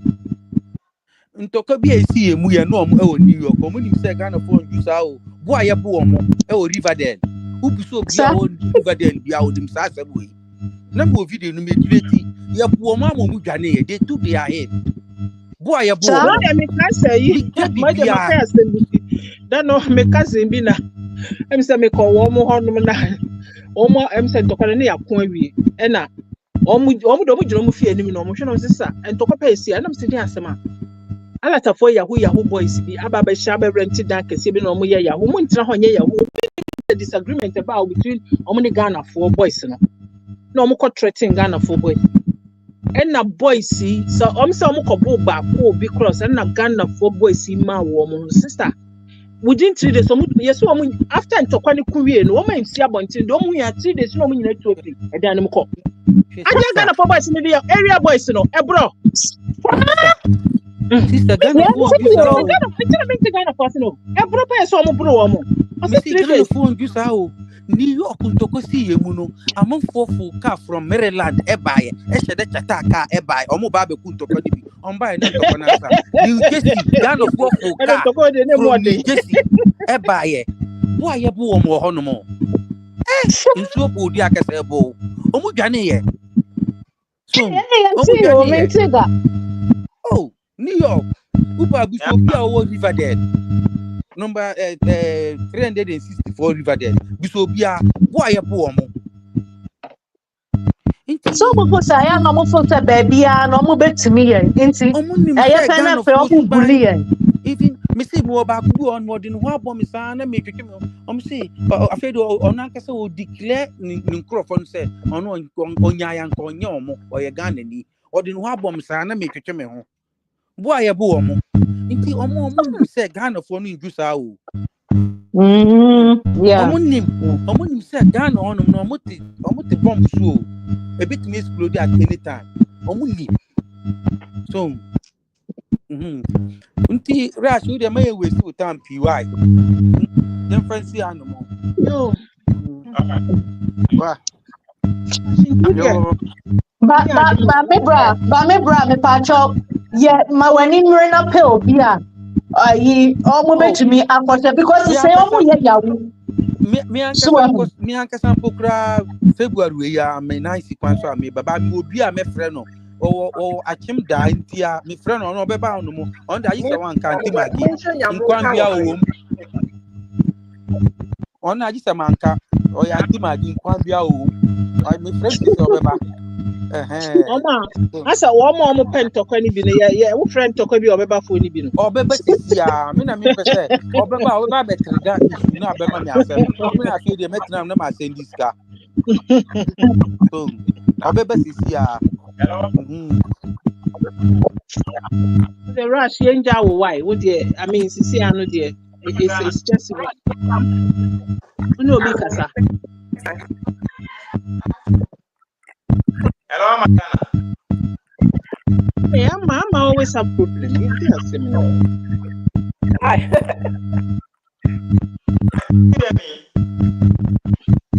I was just listening. I was listening. Not me today. At some point, I had to step away, but yeah. Everything's cool. Yeah, we are. South Africans no come. I'm on network. They left. Okay. I see. How about the Nigerian you were expecting? Bye bye. Yeah, he joined and went back. I don't know. Oh, okay. I missed that one. No need to sleep. Go at your. What do you have to say in conclusion? No, I mean, I think everyone wrapped it up. You know, it's the same vision. Okay. Get out of ECOWAS. We have to talk to our leaders. And what do you think about the Ghanaians viewing the Ghanaian content? Ghanaians watching Nigerians content is what you're saying? Yeah. I was telling them. Are you saying watching their content? Yeah, I was telling them how they watching their content leads them to even do more, and that it counts as a progress to the channel. Yeah, and the trends. Yeah, the Ghana trend. So they do it. You know, anything Ghanaian, I guess it's working for them. So they'll keep doing it till I don't know. Because I've seen even a few Ghanaians actually doing things that Ghanaians don't usually talk about, like the food and people tasting our food and stuff. So I think it's working, you know. Ghana has been trending a little before COVID, I think. So I don't know. Once you click on it, then that's that.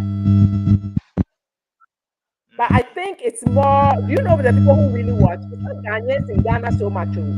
It's Ghanaians who live abroad. Yes. Really? They are the supporters. What's it? I'm saying they are the ones motivating them. Yes. It's the Ghanaian because who are abroad that you want to hear about Ghana, and so it's they who are fueling this. Yes. Because some person who secondary school, so one person who university, when you are away, those kind of things, nostalgia. they have that conditions there for them. Guys, I have to wish you all goodbye, right? Because Sanko for the come some the group point we are now break. Yeah. Exactly. You're going. It's exhausting. It's exhausting because it's like you're going around in circles. It wears you Anyway. out. Yeah. It's a rest. Let's draw the curtains here and then. Yeah. We'll talk some more later. Take care. Bye. Bye, everyone.